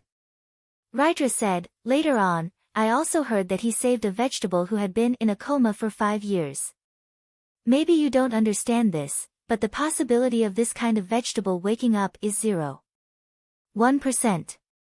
At that time, he told the patient's family that he could wake the patient up, and he did it. Holofan and Dominic fell silent. There was regret in their eyes. I was also influenced by him. I changed from a legal doctor to an illegal one, Rydra said. Rydra said, outsiders may not know him well, but he is the best in our profession. The United States is so big. I don't believe that we can't find a better doctor than him. Maybe, but I doubt it. Rydra said, I don't understand. Since you've already found him, why do you still want to find me? Although I am very confident in my medical skills, there is still a big gap between me and him. This. Holofan hesitated for a while and said, we want to hear more answers. We want to see if there is a better treatment plan. I think you already have your answer, so you don't need me anymore. Goodbye. Dominic and Holofan didn't ask him to stay. They looked at each other. Dominic's temper flared up again. He grabbed the bottle on the table and threw it at Holofan. It's all your fault. If it weren't for you, we wouldn't have offended that Chinese. Help me think of a way. I want him to treat me. Let me think. I'll think of a way. Holofan's mind was a mess too. How about we raise the price? He might be tempted. Let's try. As long as I can stand up, I don't care how much it costs. Chen, bring some dog food when you come back. We're out of dog food again. The supermarket in town is out of stock. When Chen Xiao left Dominic's hotel, Fei Lai happened to call him. Chen Xiao found a nearby supermarket. The biggest supplier of Mountain Town's supermarkets was probably dog food. There were many dogs in Mountain Town to begin with. Plus, Chen Xiao's family was a big consumer of dog food. As a result, Mountain Town's supermarket was often out of stock. How did Chen Xiao sell dog food every time he went to the supermarket? He went straight to the pet section. Then, Princess pushed the cart and Chen Xiao swept through the shelves again and again. After sweeping through rows of dog food, he would pull the cart to the brim. Then, Black Ma and White Ma would come and buy 10 carts of dog food every time. Generally compliant dog food, in fact, tastes very good and is very nutritious. Canines weren't the only ones who liked it. Chen Xiao's other pets liked it too. After Chen Xiao entered the supermarket, he went to the pet food section under the guidance of the salesperson and started sweeping through again. Famtis had also come to buy dog food, but when he went to the pet food section, he realized that all the dog food was gone. Raising his head, he saw a person pushing 4 carts filled with dog food. Fameutis frowned. Wasn't this the Chinese man she'd met 2 days ago during the interview? Mr. Chen, Fameutis called out in a testing manner. Chen Zhao turned around and realized that it was Fameutis. You are. Chen Zhao couldn't remember Fameutis' name immediately. Fameutis, Mr. Chen, don't you think it's rude to forget someone you've only met for 2 days? Fine, what's my name? Fameutis' face darkened. Who the hell knows your name? See, as one of your interviewers, you didn't even know the interviewer's name. You're really too irresponsible. Mr. Chen, why did you buy so much dog food? I have a lot of pets. I need 2 bags of dog food too. Can I have 2? Fameutis asked. What flavor do you like? Fameutis clenched his fists. If he didn't really value his current job, he really wanted to beat the asterisk shoal up. Do you want this? Not this. It's too expensive. It's my treat. Chen Zhao acted as if he didn't realize his mistake and didn't care about Fameutis' dark expression. He pushed the cart to the cashier. When the cashier saw the 200 kilograms of dog food, she was also dumbfounded. After leaving the cashier, Chen Zhao gave 2 bags of dog food to Fameutis. No need to thank me. Chen Zhao smiled at Fameutis. With a cold expression, Fameutis left with the dog food. How rude. You didn't even say thank you. Fameutis suddenly stopped and turned to look at Chen Zhao. If not for my job, you'd be in the hospital now. It seemed that Fameutis really did need money. Otherwise, he wouldn't have swallowed his anger for his job. I think I've been a bit of a mouth lately. Chen Zhao slapped himself lightly. Fameutis turned around and left coldly. As soon as he got home, his phone rang. Hello, who's this? I'm Steven. Come early tomorrow. I leave early. Chapter 874. Evan, come here. Just then, a large cat strolled out from a dark corner of the room. The cat was covered in spots and was more than 250 centimeters long. It is the largest cat on the American continent, the jaguar. Jaguars were the deadliest predators, and their diet included crocodiles. Jaguars were rarely owned by the rich in America. Because they were too big. Plus, cats had a habit of killing. So jaguars weren't good pets. His name was Evan, Fameutis' pet. It was brought back by Fameutis when he went on a mission in the Amazon forest. Back then, Evan was still a minor. Now, she was a big girl. Fameutis treated Evan like his own daughter. The 3-year-old Evan was already an adult, which caused his appetite to increase. Fameutis had to find a better-paying job. That way, his daughter wouldn't starve to death. He had no choice but to feed Evan with dog food. Her credit card had already been maxed out because she had been fed raw beef and lamb all this time. Of course, as long as Evan survived this month, her pressure would be relieved. A monthly salary of $15,000 was enough to support Evan's expenses. Of course, Evan was very obedient most of the time. After more than 2 years of training, Evan would at least not actively attack humans. Fameutis was pouring dog food for Evan when he suddenly saw something in the corner. Fameutis walked over and saw that Evan was like a child who had done something wrong, shrinking his head and not daring to look up. Seeing this, Fameutis was so angry that he laughed. He didn't know if someone's pet had suffered, or if Evan was too hungry. He directly brought back someone else's pet dog. Evan, I'm sorry for starving you, but we should abide by the rules, okay? Oh well, Evan lowered his head and moaned. It wasn't clear if he was admitting his mistake or responding to Fameutis's reprimand. Fameutis was really short on money, even though his salary was high. But to survive this month, Evan would probably go out and bring back a few more dogs. If he was found, he would probably be beaten to death. He had to think of a way. Fameutis thought for a moment and had an idea. The next day, Fameutis brought Evan with him. Fameutis was going to take Evan to Steven. Early in the morning, when Stephen came out and saw Evan beside Fameutis, he was immediately startled. Fameutis, what's going on? This is a jaguar, right? Mr. Stephen, this is Evan. I think it's not enough to protect you with just the few of us. Animals have better instincts than humans, and they can distinguish between good and bad intentions. This will be more helpful for me to protect you, so I brought him here. What you said makes sense.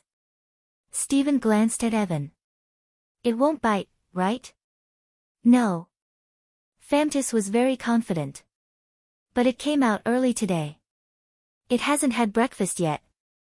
It just so happens that I have a lot of raw meat in my kitchen. Can it eat beef? Of course, no problem. Fameutis' face lit up with joy. Fameutis had thought that he would have to spend some more effort to convince Stephen. Unexpectedly, Stephen's tolerance was much higher than she had imagined. He actually accepted Ewan so easily. He wasn't like a normal person, whose first reaction upon seeing Ewan was to run. Stephen was scared at first, but he behaved very normally afterward. He didn't seem to be afraid of Ewan at all. Fameutis took a lot of meat from the kitchen. Stephen was rich and probably wouldn't care about the beef. While she was feeding Ewan, Stephen walked over. Fameutis was a bit embarrassed. You tamed it? Yes. Fameutis looked at Stephen. Mr. Stephen, aren't you afraid? I've seen even the most ferocious beasts. It's not that big compared to the beasts I've seen. Fameutis didn't think so. Ewan was a jaguar, the most ferocious predator on the American continent. The only animal bigger than a jaguar is a bear. But in terms of aggression, bears couldn't compare to jaguars. The other was crocodiles. Crocodiles didn't care about their own kind. When they went crazy, they would even eat their own kind. She didn't think that Stephen would casually touch a crocodile. Most parents would think that their children were the most outstanding. Fameutis thought so too. She felt that Ewan was the best. There were some things she couldn't say directly. Ewan had killed before. More than 20 kilograms of meat were all eaten by Ewan. It was rare for Ewan to eat so much. Just then, the other bodyguards came to the villa one after another. Okay, pack up, Stephen said. We're going to the wilderness later. I need to go to a natural location. This time, Stephen had to choose a location. He'd already started planning a kidnapping movie. Ever since the plan was leaked, all the similar movies in Hollywood had been cancelled. No one and no studio wanted to clash with Stephen's theme and time. Everyone got into a business car. But before long, Fameutis suddenly said, "There seems to be a car following us." Everyone was immediately alarmed and took out their guns. After all, they all knew that Stephen had just been kidnapped not long ago. There was no guarantee that there wouldn't be a second kidnapping. Stephen was also nervous. Stop the car by the side of the road. Why? Stephen asked. Mr. Stephen, if the car following us really has bad intentions, it's more dangerous to drive on the road, one of the bodyguards said. It's very likely that they'll crash into us and force our car to roll on the road, causing casualties in the car and causing us to lose our ability to fight. What do we do now? Stephen asked. Fameutis glanced at the car that had stopped behind them and said to Tori, let's go check it out. The two got out of the car and walked directly to the car behind them. Stephen saw that Fameutis had dragged the person in the car behind them out and beaten him up. After a while, the two of them returned. Mr. Stephen, it's two reporters. Stephen nodded. Chapter 875. Fameutis, what's wrong? Get in the car. Mr. Stephen, there's trouble. We need to go back, Fameutis said with a serious expression. What's wrong? What did you find? Fameutis shook his head. I didn't find anything, but I sensed danger. You're not joking, are you? Fameutis, stop fooling around. Mr. Stephen's matter is more important. I'm not joking. Mr. Stephen. For the sake of your safety, you should think about it carefully. Fameutis insisted on his own idea. I can sense danger. Stephen frowned and pondered for a moment. Are you serious? Fameutis nodded solemnly. Go home, Stephen said. He didn't want to take the risk, even though the possibility was low. After experiencing danger twice, Stephen was very careful now. The other bodyguards all complained about Fameutis. They felt that he was looking for trouble. When they reached Stephen's house, a figure rushed out from the side of the road without warning and blocked the front of the car. The bodyguard hurriedly slammed on the brakes, but it was too late. The front of the car hit the man, who fell to the ground. Did you hit someone? Mr. Stephen, he suddenly rushed out, the bodyguard driving the car explained. Let's not talk too much. Get out and check the man's injuries. Call an ambulance. The bodyguard hurriedly got out of the car and went to the man on the ground.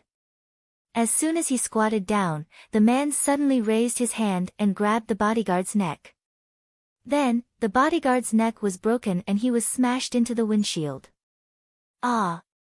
Stephen was shocked. Fameutis reacted the fastest. He pulled out his gun and fired 2 shots at the man in front. The man dodged left and right and then hit the front of the car. Bang! The entire car was pushed back more than a meter. Fameutis quickly jumped into the driver's seat and slammed on the accelerator. The commercial vehicle ran over the man's body. But everyone saw from the rearview mirror that the man who had been run over by the car had actually stood up again. Everyone felt their hair stand on end. He didn't die. Was he a monster? The man stood on the road and watched the car leave. He didn't plan on chasing. What's wrong with this guy? Who is he? Stephen asked in horror.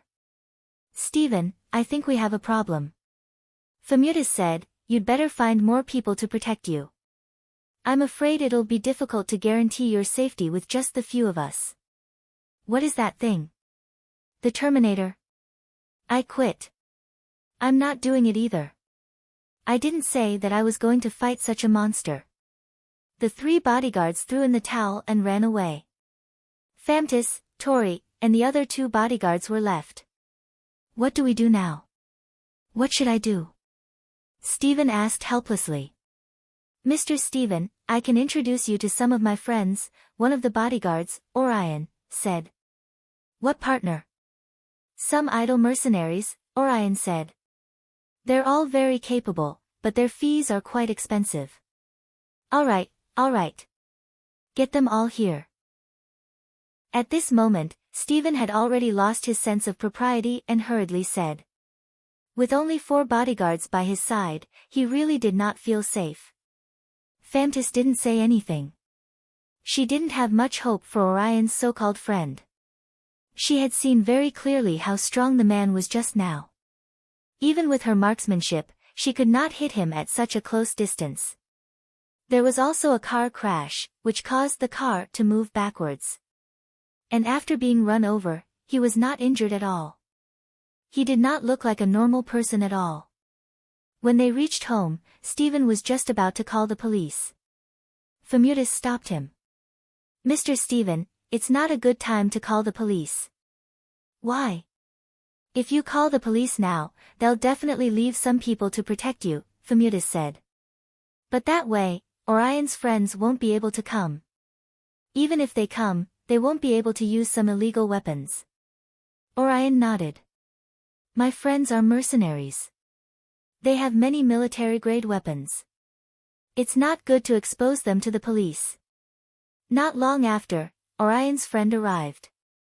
After negotiating with his mercenary friends for a while, Orion came to Stephen. Mr. Stephen, my friends are asking for $1 million. How long can they protect me? Stephen asked. They'll help you get rid of that person, Orion said. Orion said, as long as that person comes within 3 days, they will use powerful firepower to kill that person. Good, that's good. Only then did Stephen feel a little more relieved. At noon, Stephen could not eat anything. He felt uneasy. He looked at Fameutis, who was not far away. Fameutis, you won't run away, right? No, it's my job. That's good. After this matter is over, I'll give you a raise. Fameutis's eyes brightened. Can you give me some money in advance? Yes, of course, Stephen said. Oh, I almost forgot. Maybe Chen can help me with this. Mr. Stephen, Mr. Chen can't help. The person who wants to kill you isn't even afraid of being run over by a car. Are you sure Mr. Chen can help? Chen is very powerful. We're not dealing with an ordinary person now. Then. Okay. After hesitating for a while, Stephen still decided not to give Chen Zhao more trouble. The men that Orion had found had already set up a fortification outside. For the whole day, Stephen was anxious and could not calm down. Fameutis, I won't die, right? I won't, Fameutis replied calmly. The sky began to darken. Fameutis kept Evan by Stephen's side. Fameutis saw that Stephen had a gun in his hand the entire time. Mr. Stephen, give me the gun. Why? I have to keep it with me. Do you know how many people accidentally fire and hurt themselves every year because they're nervous? Last year, there were more than 100,000 cases in America. I know how to use a gun. It's not about knowing, Fameutis said. Fameutis said, leave the defense to us.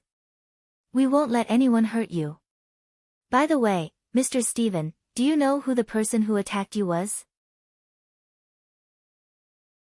Chapter 876. From the window, they could see 3 mercenaries smoking on the grass below. Perhaps they were already used to this atmosphere, so they didn't feel nervous at all. For them, this place was much easier than the missions they'd taken in the past. Under normal circumstances, they might be ambushing in a desert somewhere. Or in some swamp, or even in some fen pit. But here, not only did they have expensive food provided by Stephen, but they could also do whatever they wanted. And all they had to face was one enemy. Although they'd heard Orion talk about it before. The enemy seemed to be very powerful. But they had guns. They couldn't think of a reason to be afraid. I'm going to pee, a mercenary said as he stood up. Fuck, Kamiso, this is the director's house. Don't pee everywhere. Go to the bathroom inside. Too troublesome. There's no one here anyway. Ignoring his companion's dissuasion, Kamiso pulled down his pants and stood in the grass to pee. Suddenly, Kamiso saw something in the grass. Kamiso poked his head out and a thought popped into his head. A person. The next moment, Kamiso was dragged into the grass. Oh no, something happened to Kamiso. The other 2 mercenaries rushed to the grass and saw that blood was starting to seep out of the grass. The 2 mercenaries immediately raised their guns and looked at the grass warily. You go pull the grass away. One of the mercenaries used the tip of his gun to pull the grass away. They saw a headless body. Fuck, it's Kamiso. Captain, something happened here. Kamiso is dead. What? Where's the enemy? I don't see him. Everyone, stay alert. The enemy has invaded the villa. Libel stood in the darkness a dozen meters in front of the 2 mercenaries. But the 2 mercenaries couldn't see him. Libel seemed to have completely merged with the darkness. A cruel smile appeared on his face, and he held a head in his hand.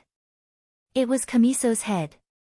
Libel moved again and started a new round of hunting. The 2 mercenaries standing outside the grass seemed to hear the sound. Did you hear that? I think there's a sound. Maybe it's the wind. The 2 mercenaries weren't sure, but Kamiso's death made them even more careful. Suddenly, a voice came from the left. Da-da-da, the 2 tensed mercenaries immediately pulled the trigger. After firing dozens of bullets, the 2 of them finally stopped. Alistair, Ollie, what happened? Did you encounter any enemies? No, it could be. Esther was about to answer when he suddenly saw a black shadow standing behind Ollie. Ollie, behind you, but at that moment, Ollie's head suddenly fell to the ground. The figure had already reached out and strangled Esther. Da, what to do? What to do? That guy is here. That unkillable monster is here. Stephen's scalp was about to explode as he listened to the gunshots coming from outside. At this moment, 4 or 5 mercenaries ran in. What are you doing here? Has the enemy been eliminated? Famtis asked. No, that guy is elusive. We've already lost 7 people. There's nothing we can do in the dark, the leader said. We'll stay in the house and wait for him to walk into the trap. Famtis's expression changed slightly. He retreated to Stephen's side and whispered, Mr. Stephen, follow me closely. We'll retreat at any time. Why? We still have so many people. Why run? Stephen asked, confused.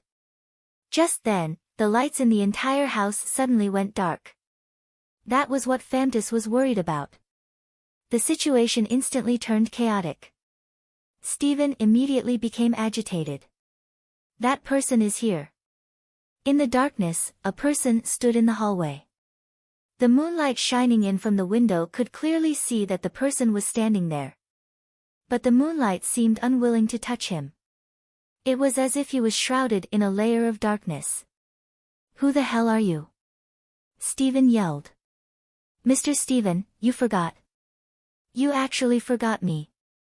Stephen felt that the voice was familiar, but he couldn't remember where he'd heard it before. Who exactly are you? Don't worry. I'll let you know who I am soon. Libel's voice was filled with excitement. You'll know soon enough. Open fire. The leader of the mercenary group shouted, and everyone's guns immediately burst into flames. Libel's figure moved and disappeared into the darkness again. Stop. The mercenary group's leader gave the order, and the gunshots suddenly stopped. The atmosphere became tense. Every mercenary stared at the hallway nervously. Clang, the window suddenly shattered. Libel charged in through the window and pounced on a mercenary. Bang, bang, Famtis fired, but Libel dodged and avoided Famtis' shot. Just as Libel was about to pounce on Famtis, Stephen pounced on him. In terms of body size and weight, Stephen was 3 times heavier than Libel. But when Libel raised his leg, Stephen was kicked away. Stephen. Famtis fired again. Libel jumped out of the window and disappeared into the darkness. Famtis looked at Stephen worriedly. Stephen stood up again, but he seemed to be limping. He was injured. Famtis had never seen an enemy like this before. He was completely unbeatable. Even a beast like Stephen had been injured in an instant. Damn, I don't want to play anymore. He's a monster, the leader shouted. The mercenaries were already thinking of retreating. All of them started to run out. But as soon as they stepped out of the house, they were attacked by Libel. Mr. Stephen, let's go, Famtis said in a low voice. Stephen, can you keep up? Roar, Stephen limped behind Famtis. Stephen was extremely nervous. Where are we going? Famtis glanced at the mercenaries at the entrance, who were currently fighting with Libel. Gunshots rang out one after another, continuing to ring out. I've already prepared the car, Famtis said. You knew that they couldn't stop us. My instincts have always been accurate, Famtis said. By the way, you don't mind if I blow up your house, right? What? Stephen didn't understand. Rumble, Stephen's house had already turned into ashes. Stephen was dumbfounded. Chapter 877. You just blew up $1 million. If you don't want to die, you better get in the car now. That guy didn't die? Stephen asked with wide eyes. No, I can feel it. He's not dead yet, Famtis said. Stephen hurriedly got into the car. Famtis was just about to start the car. There was a sudden bang from the back of the carriage, and Libel was already lying on the back of the carriage. Ah, he's here, he's here. Stephen, you old thing. Do you still remember? Bang! Famtis turned around and fired. Libel fell out of the trunk. The car started in an instant and sped away. Is he dead? No. Do you know who he is? No. Stephen was still dumbfounded. Who was he? Famtis glanced at the rearview mirror. He's chasing us again. Stephen looked back. He can outrun a car. I can't. Famtis looked behind him and saw that Libel was being pulled further and further away. Seeing that Stephen was about to escape, Libel looked around and directly broke the window of a car by the road. Libel's body began to emit a black gas, which seeped into the gaps of the car. Hoo-hoo, the car started and chased after Stephen's car again. He's here again, Famtis said. Where are we going now? Police station. I hope the police can protect you, Famtis said. Duong, Libel's car crashed heavily into the rear of Stephen and Famtis's car. Faster, faster, Stephen yelled. This car only has this kind of speed. The car belonged to Famtis. Famtis's heart ached every time it crashed into it. Mr. Stephen, will you pay for the repair of this car? If we can escape, I'll give you a new car, Stephen said nervously. Is there no way to kill that monster? At least not with pistols, Famtis said. Stephen took out his phone. Hey, Chen, I'm being chased by an unkillable monster. Do you know what time it is? Did you know Feilai was pregnant? Call me at this time. Duong, I'm going to die. Stephen screamed. Come to my house. Chen Zhao yawned. Call me 3 minutes before you arrive. That's all. That way, Stephen called out. That's not the way to the police station. Stephen reached out and deflected the reverse. You're crazy. Do you know what you're doing? Those mercenaries couldn't even kill that monster with their powerful firepower. Do you think the police can protect me? Stephen suddenly became calm. You said it yourself. The firepower of the police can't compare to mercenaries, so if you want the police to protect me, I'll only die faster. Go to Chen's house. You're the crazy one. You don't trust the police. You'd rather trust that Chinese man. I told you to go to Chen's house. I refuse. I don't want to die, Famtis directly refused. I'll give you $100,000 if you can send me to Chen's house. Famtis froze for a moment and turned to look at Stephen. Are you serious? 100,000 USD. She had never seen so much money in her life. The $100,000 pierced through her heart. Yes, go to Chen's house. Where is it? How far is it? Mountain town. It should be 30 kilometers. I'll show you the way. Famtis' fighting spirit rose and he sped up. Nothing was more important than $100,000. As long as he had $100,000, Evan could eat whatever he wanted. He wouldn't have to starve or eat dog food anymore. However, Libel's car wasn't slow either. He caught up to the car in front and crashed heavily into the back of the car. Faster, faster. Stephen's breathing was rapid. Turn right, then turn left again. Damn, why does this Chinese man live in such a remote place? Stephen looked back at the car behind. The car behind us is emitting black smoke. Is it on fire? Famtis looked back. I don't think it's on fire. It's more like it's being controlled by a demon. Have you seen this before? No. Stephen's hair stood on end. The one chasing you seems to be a demon, right? Are you kidding? Stephen's expression stiffened even more. There's a fork in the road ahead. Where should we go? Turn left in the direction of Mirror Lake. Just then, Stephen took out his phone again. Chin. I'll be there soon. Asterisk Shoal, stop sleeping. I'm dying. Got it. I'm getting up. Fameutus was speechless. They were in dire straits. But from Qin Zhao's tone, he seemed to have just woken up. Could this guy really save them? Would he drag this guy down? Whatever, he couldn't care so much. How much farther? A few kilometers. It's very close. Qin, what's wrong? Fei Lai asked in a daze. Go back to sleep. Steven seems to be being chased by something.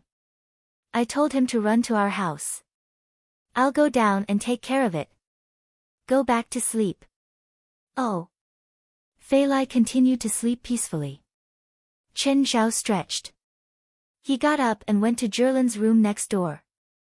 He kissed the sleeping girl. You too, close the door later. There might be some noise, Chen Zhao said to the two underlings guarding the room. Yes, master. Chen Zhao went downstairs and poured a glass of water. He walked to the door with the glass and waited for Steven. He could already hear the sound of tires rubbing against the ground in the distance. How much farther? It's up ahead. The car went around a corner. Steven could already see Qin Zhao standing at the door. Fameutus also saw Qin Zhao. He was wearing pajamas and had a glass of water in his hand. The car stopped before Qin Zhao. Steven, Fameutus, and Evan rushed out of the car. Qin, there's a demon chasing us. Drink some water and calm down. There are no demons in the world. Qin Zhao handed the glass to Steven. Mr. Qin, Mr. Steven isn't joking. There really are demons. Guns are useless against them. Even a car can't kill them. Seeing Qin Zhao's attitude, Fameutus was already in despair. Looking at Qin Zhao's sleepy eyes, she really didn't believe that he could solve the problem. Quiet down. My girlfriend and daughter are still sleeping. Fameutus was completely speechless. He turned to look at Steven. Did you see that? That's your last hope.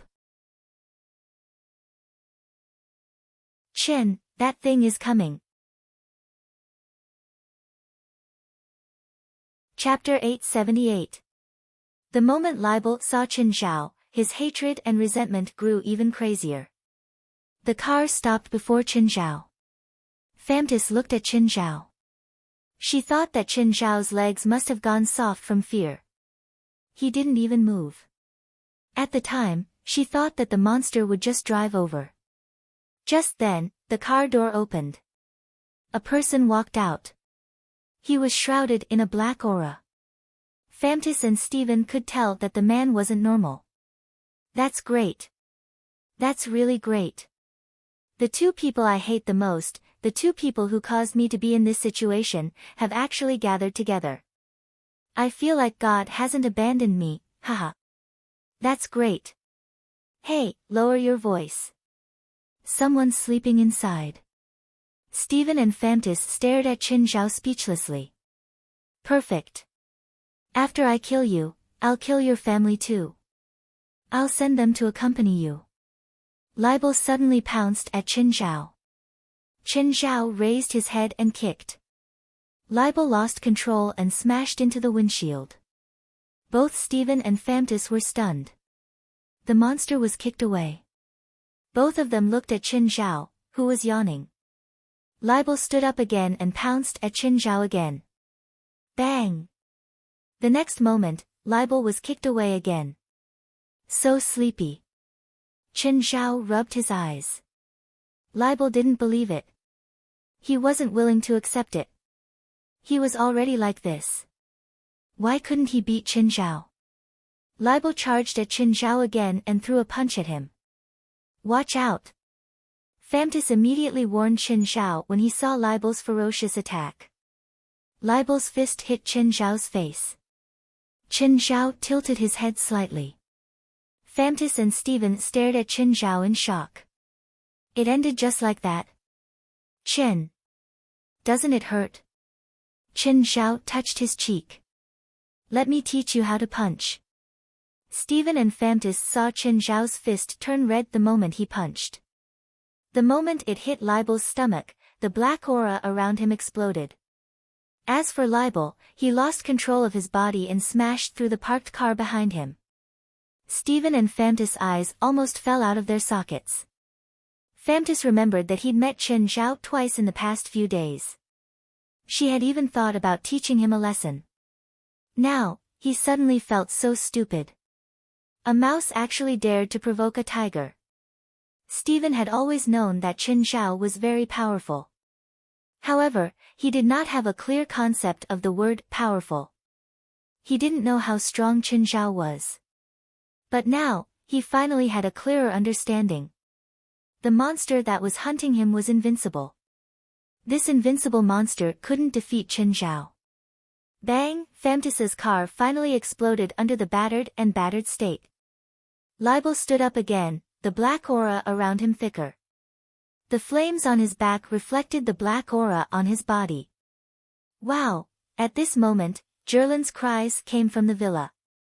She was startled awake by the explosion. Chen Zhao rubbed his forehead and looked at Libel. You woke my daughter up. I'll make sure she never wakes up again, Libel said cruelly. Famtis raised an eyebrow. She could feel that Chen Zhao had changed. His gaze had changed. Chen Zhao finally started walking. Famtis realized that Chen Zhao hadn't moved at all. He'd been standing there the whole time. But now, he finally walked forward. What did you just say? I'm going to, Libel didn't finish. Chen Zhao suddenly appeared above his head and punched at him with his right fist. Libel hurriedly raised his arm to block. Bang! Black blood splattered on the burning car behind him. Stephen's mouth hung open. Libel's right arm had turned into minced meat. Famtis' pupils constricted. She'd thought that Libel was already a monster. But compared to Chen Zhao, Libel was more like a sheep that had entered a tiger's den. What did you just say? Chen Zhao stood before Libel. Libel wanted to turn and run. But Chen Zhao had already grabbed his left arm. Repeat what you just said. Chen Zhao pinched Libel's mouth and lifted him into the air with one hand. Famtis and Stephen heard the sound of bones cracking in Libel's jaw. Libel's jaw had been completely crushed. Stephen, go get my kids. It's time for supper. Oh. Stephen immediately ran into the mansion. Famtis didn't understand what Chen Zhao meant. What kids? What supper time? Soon, she understood. A large fiery red lizard ran out. Stephen hid behind Famtis in fear. In fact, Famtis was also very happy at this moment. Abitos was really too big.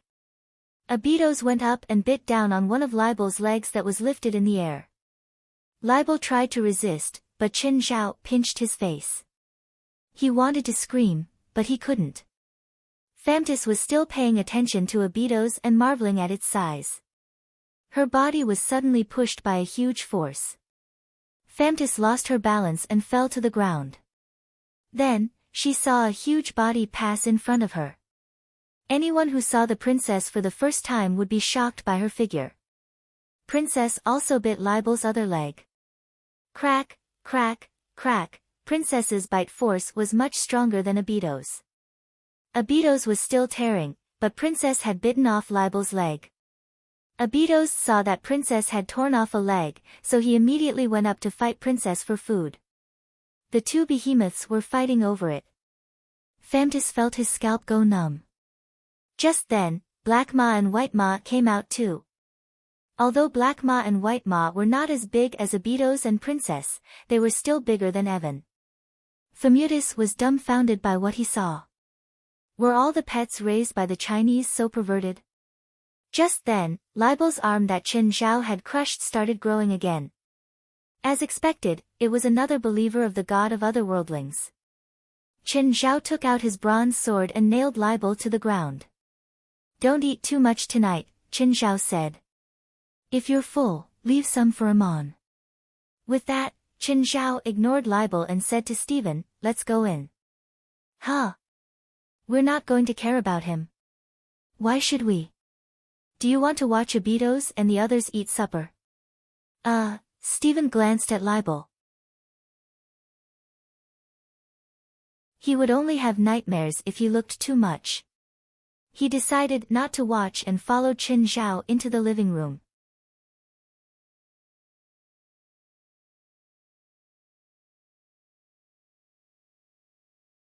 Chapter 879. Just an idiot with water in his head, Qin Zhao said casually. In Qin Zhao's mind, people who believed in those alien gods were crazy. Other than having water in their heads, there was no other explanation. Qin Zhao believed that a good religion, one that could be recognized by the government, had to first guide people to do good. To maintain the stability of society, and not to encourage believers to do some crazy things. By the way, who is that guy? Why does he treat us as enemies? Libel probably didn't know that after all the trouble he'd caused, Qin Zhao and Stephen didn't even know who he was. They didn't even care about him at all. Stephen was also confused. I don't know. He felt that he was innocent and that a monster had a grudge against him for no reason. Oh, is this your pet? Qin Zhao looked at Famtis Evan. It seems to be injured. Come here, I'll help you heal it. Evan looked at Qin Zhao, confused. It wasn't that he didn't understand Qin Zhao. On the contrary, it understood Qin Zhao's words. That was why he looked confused. Qin Zhao had used the skill stone, beast language. That was why he could communicate with any wild animal. Evan limped toward Qin Zhao. Famtis' face was filled with surprise because Evan rarely got close to strangers. But now, Evan actually walked toward Qin Zhao. Qin Zhao reached out and touched Evan's hind leg. It's okay.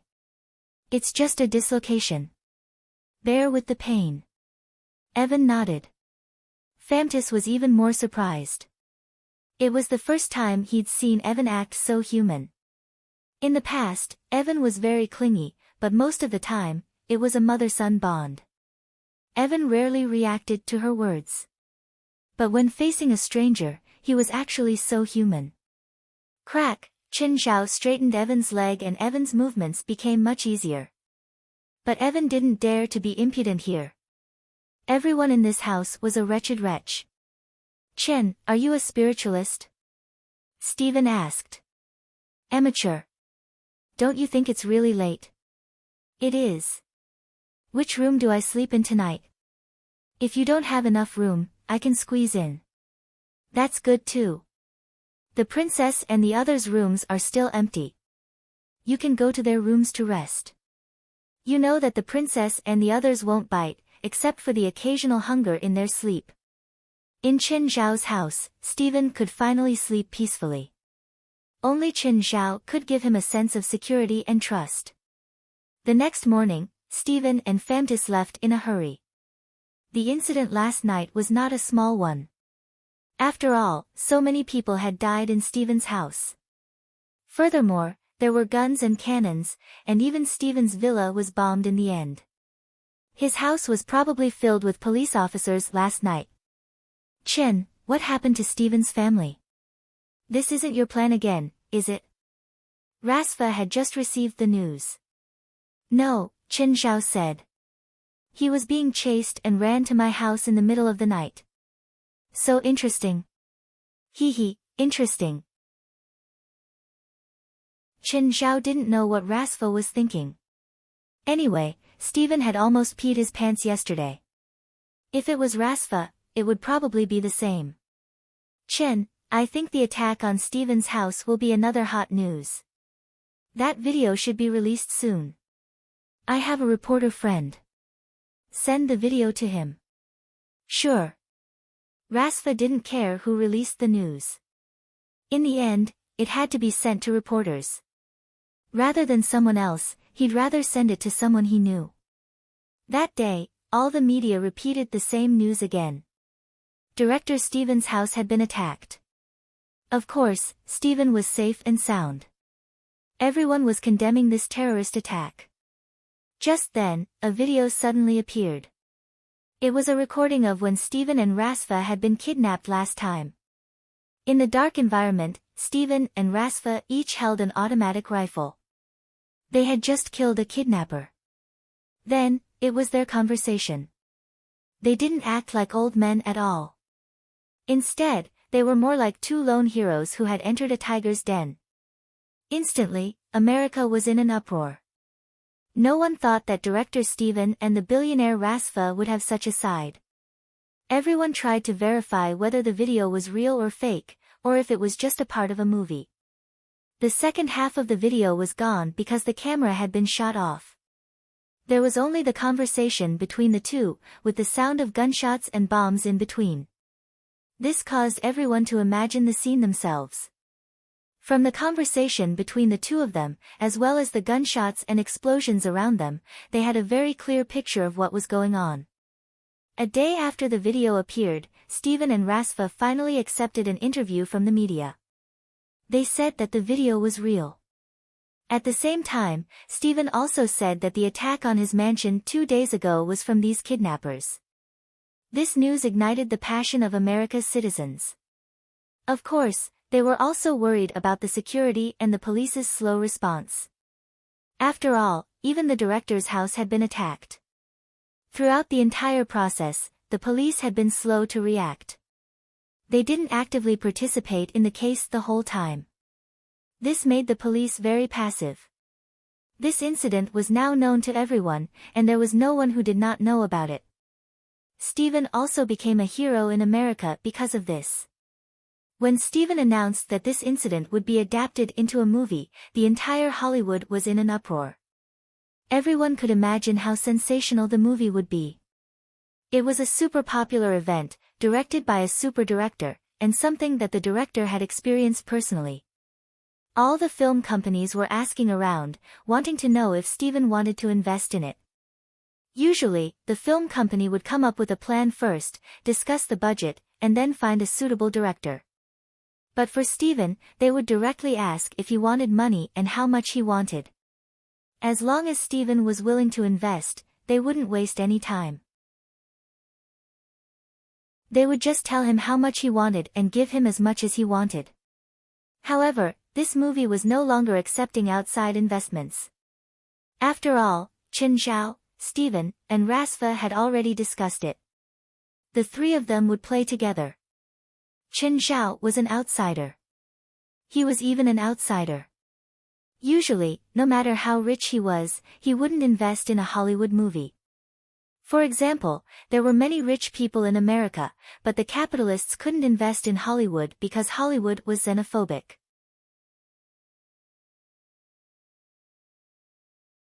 Chapter 880. The weather in November was starting to get cold. Of course, the temperature difference in Los Angeles wasn't that big. Little Jerlin was very strong, at least for a child less than 3 months old. She could already call Dad and Mom. She could also run, jump, and swim. The temperature had dropped a few degrees, but Chen Zhao still let her play in the water. A person's immunity was determined from a young age. Chen Zhao didn't expect Jerlin to be strong or better than athletes in the future. However, he still hoped that she could be healthy. If the conditions allowed and she was interested, Chen Zhao wouldn't object. Little Jerlin had been working hard to swim to the center of the lake. But until now, she still hadn't done it. To her, this was the ultimate goal. A car stopped in front of the house. Little Jerlin ran out in a big stride. Got out of the car and Jerlin immediately went up to her. Squeak! For's heart melted when she saw Jerlin pouncing at her. Little Jerlin was wearing a diaper. She was naked and had a small belly. Every time Jerlin opened her mouth, saliva would fly everywhere. Kids usually couldn't control their saliva. Once they opened their mouths, saliva would flow to the corners. For carried Jerlin into the living room. Fei Lai, why don't you let Jerlin wear more clothes? You're not mistreating her just because she's not your child, right? Fei Lai was speechless. I want to dress her pretty, but every time I do, she'll have her friends tear her clothes and then jump into the water to play. Feilai was helpless too. Jerlin had to soak in the water for at least 2 to 3 hours every day. She didn't do it at the same time either. She went into the water from morning to afternoon, and then to night. In between, she would sleep, rest, or play other times. Little Jerlin was wild and very active. Medically speaking, normal kids should be active. The healthier they were, the more active they were. This was because a child's cerebral cortex actively inhibited the process, which was weaker than the process of excitement. The younger they were, the more active they were. This kind of active process was very beneficial for the development of a child's brain. If their brain was active for a long time, they would be more cheerful and lively. The average temperature these 2 days has been below 22 degrees. Are you sure it's okay for Jerlin to go into the water? Chin said it's fine. He said Jerlin has already gotten used to the temperature change, so he didn't stop her. Fine. Since Chin says so, I can't object. For trusted Chin Zhao's judgment. In fact, as long as one overcomes the doting that parents have for their children, many behaviors that seem dangerous to children are not really dangerous. For example, children's climbing and jumping may seem dangerous to adults, but in fact, the possibility of children suffering from side effects from bumping into things is very low. Suppressing this kind of nature would instead bring about some uncertain consequences. For example, many people with depression have suppressed their natural instincts since they were young. When they grew up, their brains would always be in a state of self-restraint. The activity of the cerebral cortex would be too weak, and they would eventually suffer from depression. 4. Aren't you working today? I'm off today, so I came to visit you, 4 said.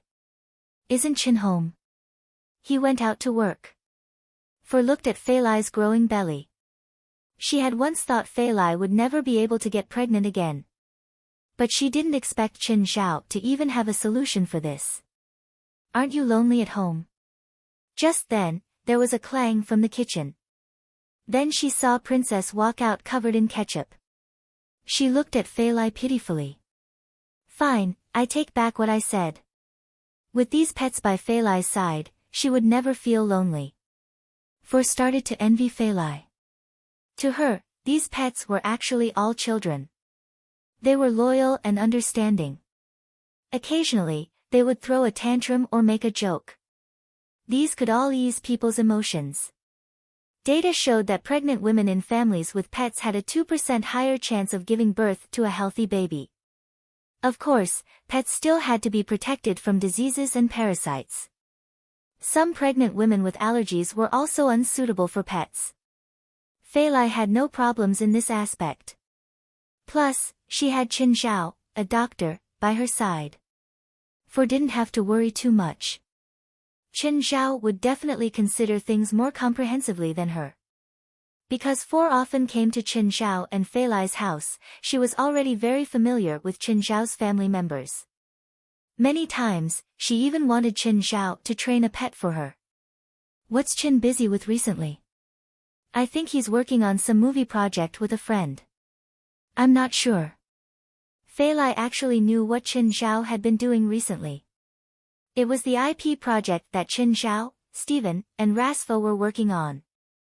But the fewer people who knew about it, the better, even if 4 was trustworthy. He's planning to enter Hollywood? No. His friend asked him to invest in a movie. He has some cash, so he invested it. 4 had actually known Chin Zhao for a long time, even before Feilai. She remembered that when she first met Chin Zhao, he wasn't so rich. But a year had passed and Chin Zhao had already earned tens of millions of dollars. 4 felt that she couldn't catch up to his speed of earning money. Of course, 4 and Chin Zhao were very different. 4 had grown up in an environment where she didn't crave money that much. Even though Chin Zhao had earned tens of millions, he still wasn't satisfied. Chin Zhao always had a sense of crisis. He needed money to give himself a sense of security. He'd experienced the pain of not having money. Many of the things he did were to earn money. For example, he'd invested in Ford and Tiger, and he'd started all sorts of side businesses. Of course, Qin Zhao wouldn't give up. He would never give up on his main profession. It was also his ability to survive and his medical skills. At the moment, Qin Zhao was treating a woman in her 50s. Mrs. Peter, your problem isn't serious. You just need to walk more. Thank you, Mr. Qin. You're a good person. God will protect you. Ha! I'm not a believer, Qin Zhao replied, smiling. No, God will protect every good person.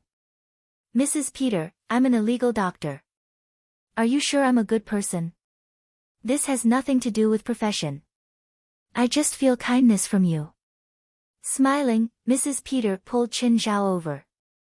Qin Zhao had nothing to do now, so he sat in the yard and chatted with Mrs. Peter. Qin Zhao saw a book on the table. Mrs. Peter, do you study theology? I have 43 degrees in different fields, and theology is my 44th field of study. Qin Zhao was stunned. This Mrs. Peter was actually a super genius. For a person in her 50s, 10 years of maturation was deducted. This meant that she could get a degree in a different field in almost a year. Mrs. Peter, you should have a medical certificate too, right?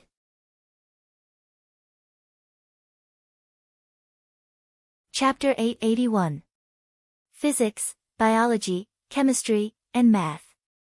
These should all be very scientific subjects. They should have helped you build a complete worldview. How can you still learn theology? Qin Zhao looked at Mrs. Peter curiously. There was a saying that went, the end of science is theology, and the end of theology is philosophy. Actually, that wasn't the case. Science was very rational. Science was materialism, while theology was idealism. Science was because I believed it existed and I had to prove it. Theology was because I thought it existed, so it must exist. These were two completely different ways of thinking. Therefore, it was hard for Qin Zhao to imagine a scientist studying theology. What about you? Mrs. Peter looked at Qin Zhao. Do you believe in God? Qin Zhao thought about it. God. He'd seen demons, angels, and otherworldly gods. However, Qin Zhao was still doubtful about whether God really existed. Everyone had their own understanding of God. In religious descriptions, God was omnipotent and omnipresent. Atheists and theists actually had very similar viewpoints. Because atheists and theists both felt that God existed in everyone's heart. I'm a wavering person, Qin Zhao answered. I only believe in what I see. Then you're a rational person, Mrs. Peter said, chuckling. Qin Zhao looked at her. She must have been a beauty when she was young. Even though he had aged, his body still carried a kind of graceful and luxurious temperament. Actually, Mrs. Peter wasn't very old now. I used to be a rational person too, Mrs. Peter said. A very pure one. I'm even an atheist. Then what changed you? Ha! Forget it. It's nice talking with you. Let's change the topic. Qin Zhao was stunned. Weren't they having fun? Why did they suddenly change the topic? Oh, you said that you can't study medicine because you haven't learned it. Why is that? Is it a family tradition? Actually, this question goes back to the previous topic. Mrs. Peter looked at Qin Zhao. You also like to explore secrets. People are curious, aren't they? Then what I'm about to say next, you can just treat it as a supernatural story. Don't question me, I won't accept any questions. If you say that, it means that you have been questioned many times in the past. I said it to share, not to be questioned. Mrs. Peter said, it was a cold night 3 years ago. I was sitting in a wheelchair reading Feynman's lectures on physics. Then a man appeared in front of me. He was wearing a wide-brimmed felt hat and a red patterned scarf. I couldn't see his face clearly. He asked me if I was willing to stand up. Chen Zhao raised his head in surprise and looked at Madame Peter's legs.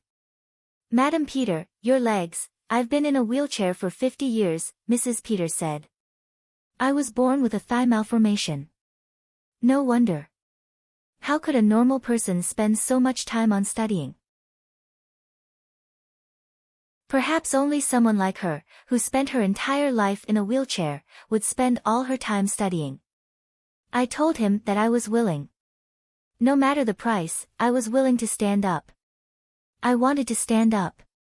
He said that I could stand up, but I had to agree to one of his requests. I couldn't study medicine.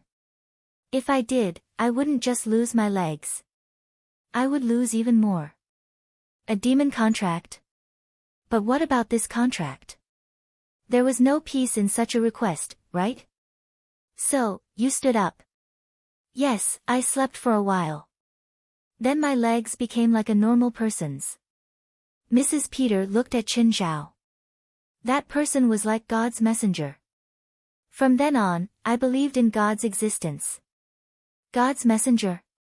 Chen Zhao looked at Mrs. Peter. Do you have any bad feelings? No, I think I'm fine. Chen Zhao wanted to ask Mrs. Peter to take a look at his legs. But after thinking about it, he felt that the request was a bit too much.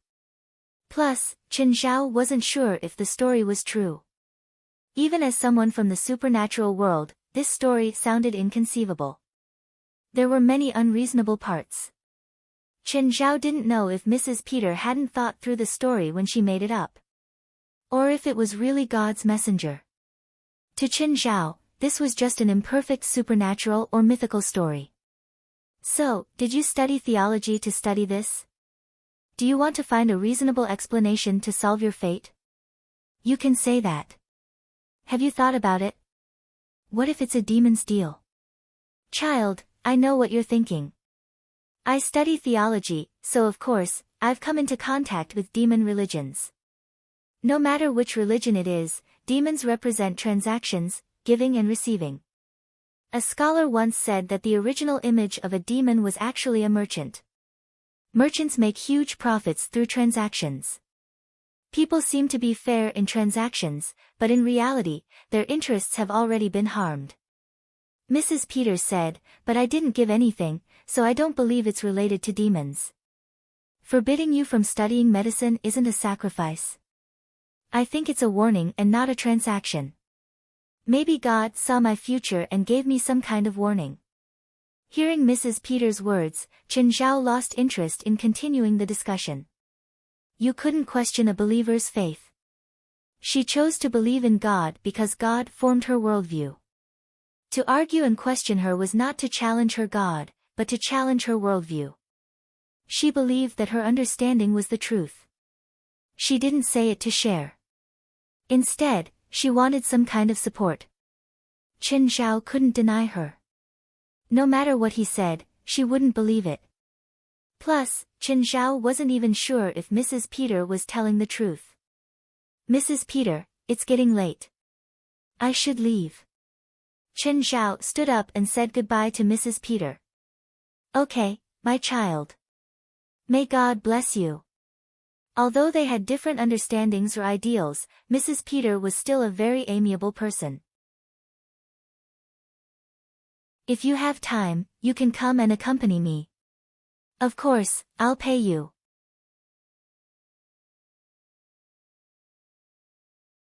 Chapter 882. Chen Zhao went to the headquarters of the supernatural organization. The people in the organization had all become much stronger.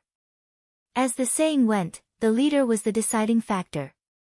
A weakling as the leader wouldn't be recognized by the members. But with a strong leader, it wasn't about whether the members would recognize the leader. It was about whether the leader would recognize the member. With Chen Zhao's current prestige in the organization, no one doubted if he had the right to be the president anymore. They only needed to worry about whether Chen Zhao would think they weren't suitable to be a part of the organization. President, the magic power of all the members of our association has reached D rank. What's the use of just magic power? We can't increase our combat ability. West was helpless too. Chen Zhao didn't even see them when they fought. Every time Chen Zhao had to act, it was usually a huge problem that couldn't be solved. For example, during the Irwin crisis, they'd helped. But against Abaddon, they'd all been killed in a second. Actually, their combat ability was pretty good, as long as they weren't facing monsters like Abaddon or the Fallen Source. Ever since Pamela led the Evil Spirit Group, if the members didn't have a mission, they'd fight and train with the Evil Spirit Group. Therefore, each of them had rich experience in fighting evil spirits. Just then, Jalag and Patalu ran up to Chen Zhao. President, we've improved the magic power testing device again. Now, it doesn't use pointers to represent values. Instead, it uses electronic numbers. It'll be more effective and direct to get the data. We've also increased the upper limit to 5,000. We'll definitely get your magic power data this time. Both of them were very excited. They worked hard to calculate Chen Zhao's magic power data. However, the previous two tests ended in failure. The first time, the magic power testing device had a threshold of 500. The second time, it was 1,500. In both tests, Chen Zhao's magic power far exceeded the threshold on the meter. So this time, after some research and experiments, they finally completed this magic power testing instrument with a threshold of 5,000 magic power. Oh. Where's the device? You didn't bring it with you? It's in our lab. Okay, I'll go take a look. I also want to know how much my magic power is. West followed too. In fact, he wasn't the only one. After learning that Chen Zhao was going to test his mana again, even Aduz ran to the lab. Everyone in the headquarters was crowded at the entrance of the laboratory. Where are the instruments? Chen Zhao asked. There, that's it. Jalag pointed at a 2-meter device in the corner. The device looked like a height and weight measuring device, but there were 2 cylindrical spheres in front of it.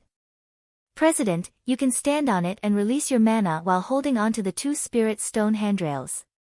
So big? It can't be helped. In order to increase the maximum capacity of magic power, we need more complicated circuits, and we also need larger spirit stones and wood conductors.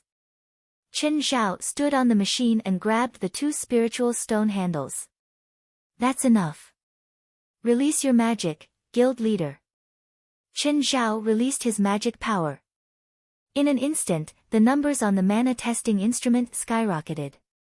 In the end, all the numbers turned to 0000 and everyone could smell something burning.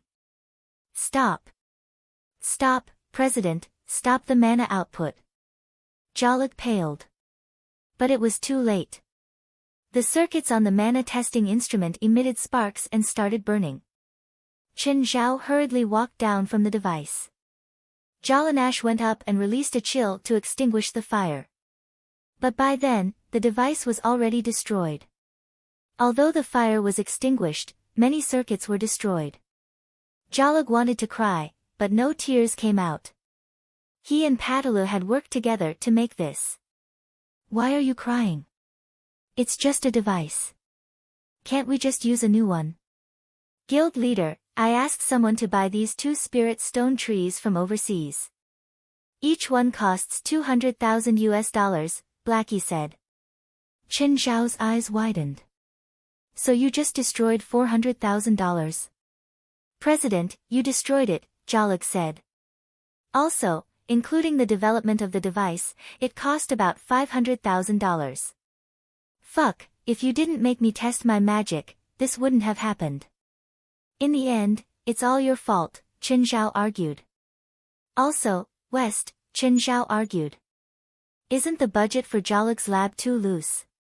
You spent $500,000 on a useless instrument. Do you think we have enough funds this year? President, we do have a lot of funds left. Also, our higher-ups reduced our budget for next year. Reduced our budget? Tell our higher-ups that we'll double our budget next year.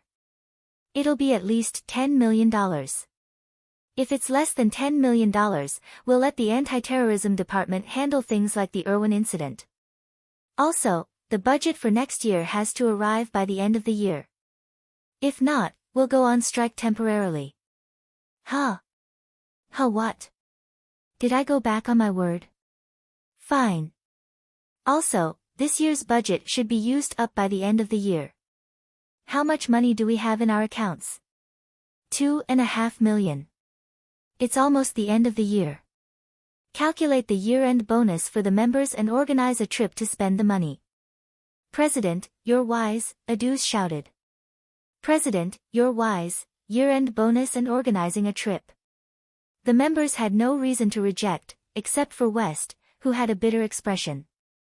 Everyone was excited. Their work this year had been fruitful. They could also be stubborn and ask their higher-ups for funds. Who asked them to have a stubborn president? It was fine if they didn't want to pay. If anything happened, they'd solve it themselves. President, where do you think we'll go on a trip? West asked. Go wherever you spend the most money. The last 2 times I went to New York and San Francisco, I didn't let you have a good time. This time, I'll make it up to you. If you want to play expensive. Stay in the best hotels and eat the best food. Other than gambling, all the normal expenses will be paid by the association. Aduz stopped talking. He'd had a good time these 2 times. Of course, he didn't mind a 3rd time. President, I love you to death. Patya exclaimed excitedly.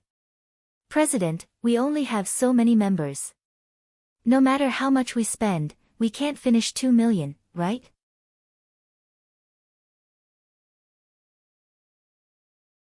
Chapter 883. Okay, I got it. Don't rush me. I'll go over today and help you solve the problem. Aduz was on the phone. He was in a good mood.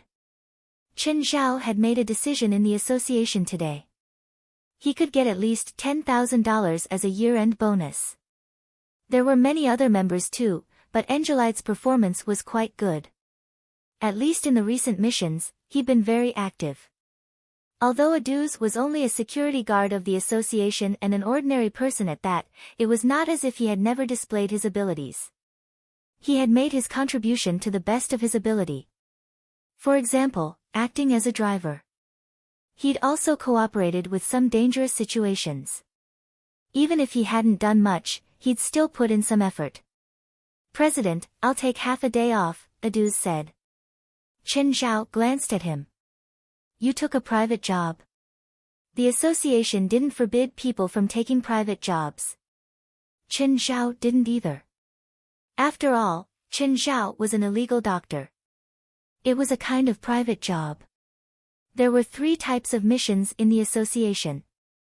One was a mission from the higher-ups, such as a haunted house or a serious paranormal event in a certain area. Such jobs couldn't be avoided. This was the reason for the existence of the Supernatural Association. The other type was private missions. They'd go out and find jobs themselves, then charge fees based on the situation. They'd definitely take missions from rich people. If they were regular people, they'd do it if they were willing to pay. The last type was the association's mission. It was also a planned mission.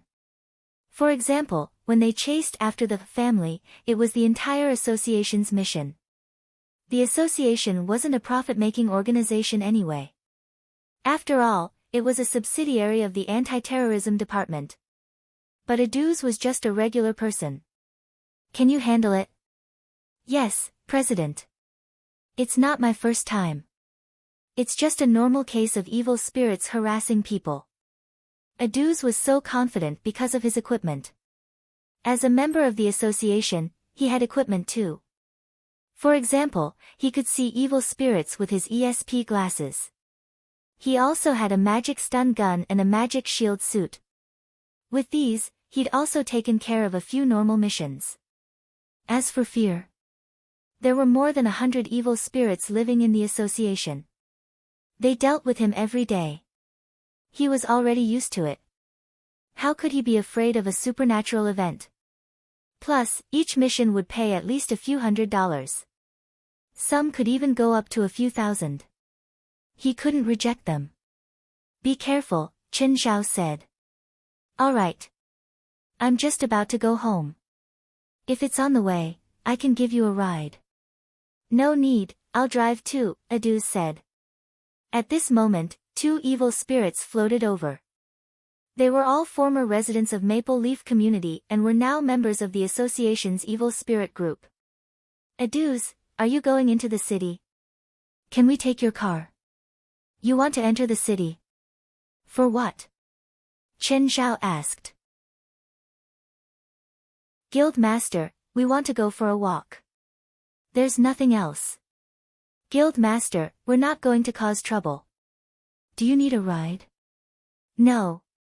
No need. We'll take Adu's car. The two evil spirits were terrified. Sit in Chen Zhao's car. That was impossible. They knew how terrifying Chen Zhao was. That was a terrifying monster that beat up a demon like a baton. Chen Zhao's sneeze could make their souls scatter. Alright, the two evil spirits, Crone and Dillas, belonged to the more powerful category. Before Chen Zhao had subdued him, he had killed someone. So, they could wander around during the day. Crone, Dillas, Adu said as he drove. Are you going to buy something? Ms. Pamela has been studying black magic recently. We're going to buy some magic materials for her. How about this? I'll take you to the magic shop. After you buy the things, come with me to a place. Help me when necessary, and then I'll send you back, Adu said. Sure. Crone and Dillas nodded. They didn't want to come back so soon. There were too many rules in the association. It was inconvenient for them to move around. Now that they could stay outside officially for a while, they were more than happy to do so. Let's go here. Crone and Dillas floated out of the car and entered the magic shop. Since it was a magic shop, they naturally accepted all kinds of customers. Even if it was an evil spirit who came to buy things, they would accept them. As long as they paid, they could also buy what they needed. In fact, some spiritualists already had guardian spirits or evil spirit servants. Sometimes, spiritualists would send these spirits to buy things for them. A moment later, Crone and Dillas walked out of the shop. Adus, we can go now. Did you buy everything? Yes. Then come with me. I've got a job, Adus said. Adus, do you have extra clients? Introduce a few to us. You want to earn extra money too. It's not like you don't know the association's rules. As long as you have a valid reason, you can come out. I'll help you keep an eye out, but you two are too strong. Adus looked at Crone and Dillas suspiciously. If it was just a normal supernatural incident, he could solve it himself. If he could earn money, why would he give it to them? Unless they could solve something that he couldn't solve himself. We're stronger than regular evil spirits, Crone said. We can devour them. As long as it's a client you introduce, we'll give you 20% of the commission, Dillas said. Sure, then let's test your strength first. Are there many evil spirits? If there are too many, we can't do anything. We can only devour one evil spirit a week. Actually, Crone and Dillas could devour a few more, but there were rules in the association. First, members of evil spirit groups couldn't devour each other. Second, they had to maintain their rationality before using the devouring ability. If they devoured too many and lost their rationality, they would be disposed of internally. Adus parked the car outside a hotel and took out his phone. Hello, Mr. Leon. I'm downstairs.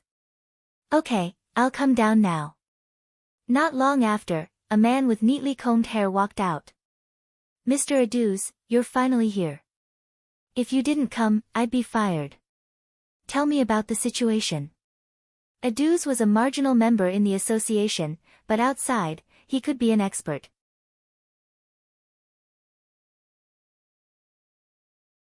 Chapter 884. Dong, Dong, why is it so noisy downstairs? Dominic said unhappily. Didn't they say this is the best hotel in L.A.? Why is it so noisy at this time? I'll send someone down to take a look, Holofan said. Meanwhile, downstairs in Dominic's suite, Aduz, Crown, and Dylas were fighting evil spirits. I didn't expect there to be 7 evil spirits here, Aduz said with lingering fear. Luckily, you two came together. Otherwise, I'd be in trouble. Aduz didn't know magic, nor did he have mana. He relied purely on his equipment to fight evil spirits, so his abilities were very limited. Therefore, his abilities were very limited. If his equipment was useless, then he was no different from an ordinary person. One ran away, Crown said. Mr. Aduz, is it done? Leon pushed the door open and entered. He'd heard a strange howl from the room. It was chilling. But now that it had finally calmed down, Leon couldn't help but push the door open and ask. It's done, Aduz said. Crown said from beside Aduz, Aduz, is it good to lie like this? Didn't one run away? Anyway, that kid won't dare to come back, Dylas said. If he dares to appear again, I'll eat him. Who are you going to eat? Just then, Leon's tone turned strange. His eyes glowed green. Mr. Lion, what are you talking about? Aduz was surprised. Did he hear what Crown and Dylas were saying? Suddenly, Leon pounced at Aduz and grabbed him by the neck. Let go, let go. Aduz wasn't young anymore. He couldn't compare to Leon, who was young and strong. He was about to suffocate. Crown and Dylas realized something was wrong and hurried over to help.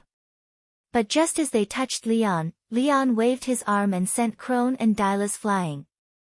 Scram! Oh no, he's been possessed. Just then, 2 people in black clothes came in from outside the door.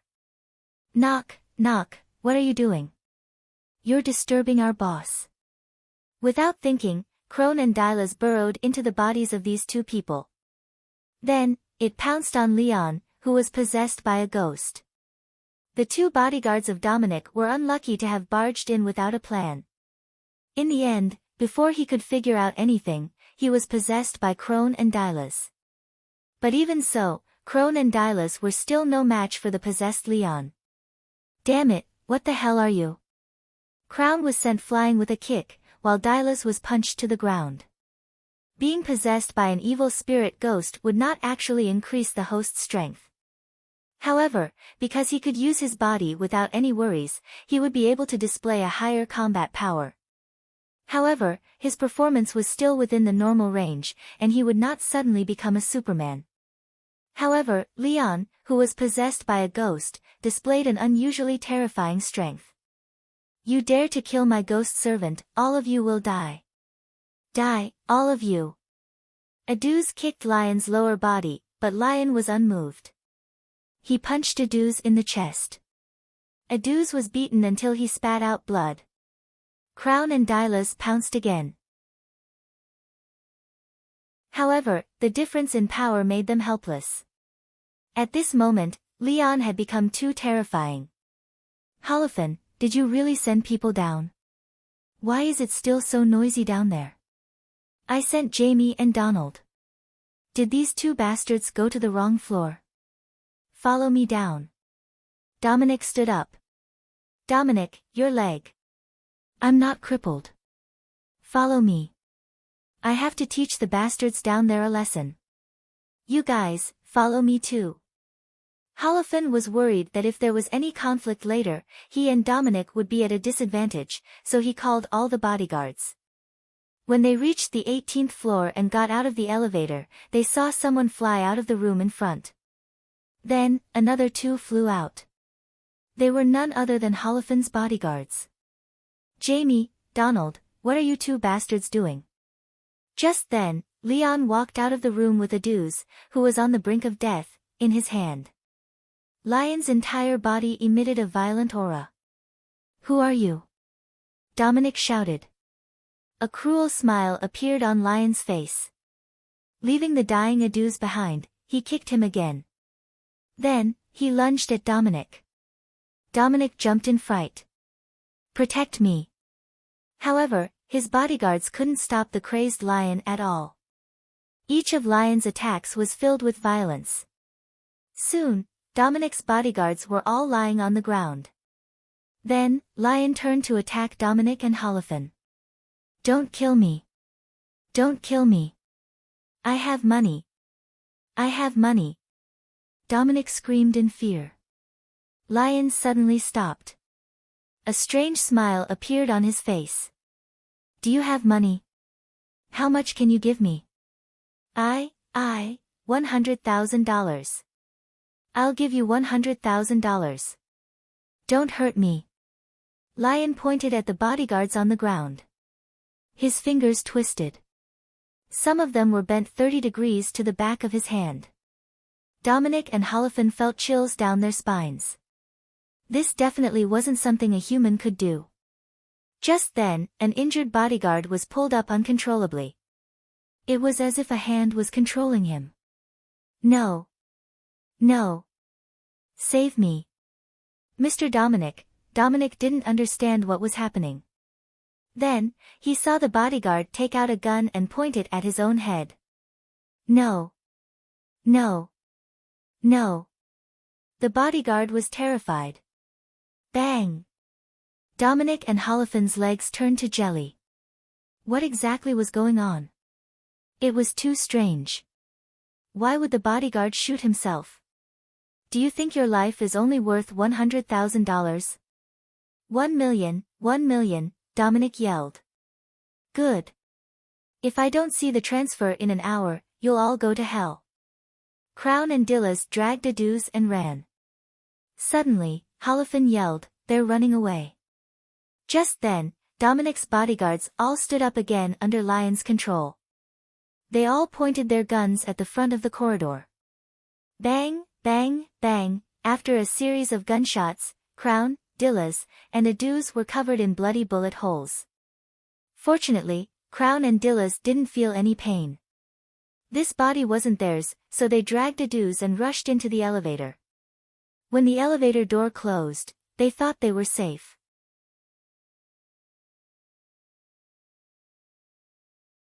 Chapter 885. President, something happened to Aduz. What happened to Aduz? I remember he went to exorcise a demon, right? Did he run into a tough guy? Chen Zhao didn't think too much about it. Aduz had said before that it was a regular evil spirit. Regular evil spirits had limited damage, so Chen Zhao didn't think too much about it. He's in emergency right now. His injuries are serious. He fell from the 10th floor in the elevator and has multiple gunshot wounds and contusions. Chen Zhao froze. Which hospital is he in? Chantilly Hospital, West said. I'll go right now.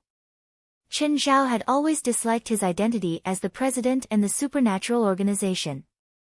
But when something really happened to his subordinates, Chen Zhao couldn't stay out of it. No matter how much he disliked them, they were his own people. Behind closed doors, he could say whatever he wanted. Beating or scolding was his own business. But if they were hurt by an outsider, he couldn't be nice. When Chen Zhao arrived at the hospital, everyone from the organization was there. They gathered at the door of the emergency room with a serious expression. Crown and Dillas were there too. Chen Zhao remembered that they'd gone out with Aduz. You two, tell me, what's going on? Dillas and Crown told the whole story. Everyone gathered there. Dillas and Crone were trembling and huddled together. All the members of the organization were furious. Only Chen Zhao didn't say anything. The more Chen Zhao didn't say anything, the more afraid they were.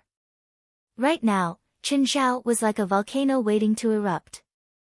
He could erupt at any time. Before we catch the real culprit, cancel the vacation and year-end bonus. Catch the culprit even if we have to turn all of Los Angeles upside down. President, the culprit is an evil spirit, right? West looked at Chen Zhao carefully. You rely on your brain to make a living. Think about it. Would an evil spirit stop attacking when that person says he'll pay? Only people need money. The one controlling the hotel manager isn't an evil spirit, but a spiritualist. Just then, the door to the emergency room opened. 2 doctors walked out of the surgery room. When they saw Qin Zhao, they were stunned. They knew Qin Zhao. He wasn't a doctor from this hospital. He was the Demon King here. Qin Zhao had many privileges here. Not that he could get any medical treatment here. It was because Qin Zhao could touch any patient at will. Qin Zhao had dealt with Chantilly many times. Therefore, they had a better understanding of the situation here. Many doctors here knew Qin Zhao too, such as the 2 in front of them. Mr. Qin. 2 doctors walked up to him. I want to know how the person inside is doing. Right leg comminuted fracture, left thoracic cavity damaged, 3 ribs pierced through the lung. But in time to save him, his life is no longer in danger, and his vital signs are stable. Although Adu's injuries were severe and he had many injuries, he had already recovered. Even the 2 emergency doctors were surprised that Adu's was able to pull through. Furthermore, there were no permanent injuries, which was a very miraculous result. Qin Zhao heaved a sigh of relief. It seemed like he didn't have to go to the surgery room anymore. Can we go in and see him? He's still unconscious. He'll need at least 3 days to wake up. Even if he wakes up, he'll be very weak and probably won't be able to speak. Qin Zhao nodded. Thank you. Alright, let's disperse. Dylas, Crown, you 2 stay behind. When everyone left, Dylan and Crown knelt before Qin Zhao in fear. President, please forgive us. We were wrong, get up, all of you. I don't blame you. Qin Zhao kicked Dylan and Crown away. Don't kneel in public. That's rude. Although they were both spiritual bodies, Qin Zhao still felt very awkward. President. You're not going to punish us. Shut up. Just then, Fu walked over from the corridor. From afar, she saw Qin Zhao standing at the door of the emergency room. He seemed to be talking to someone, but there was no one before him. Could it be that this fellow was mentally unstable? Qin, what are you doing? Hey, Fu, why are you here? I'm working here. Why are you asking me why I'm here? I should be the one asking you this question.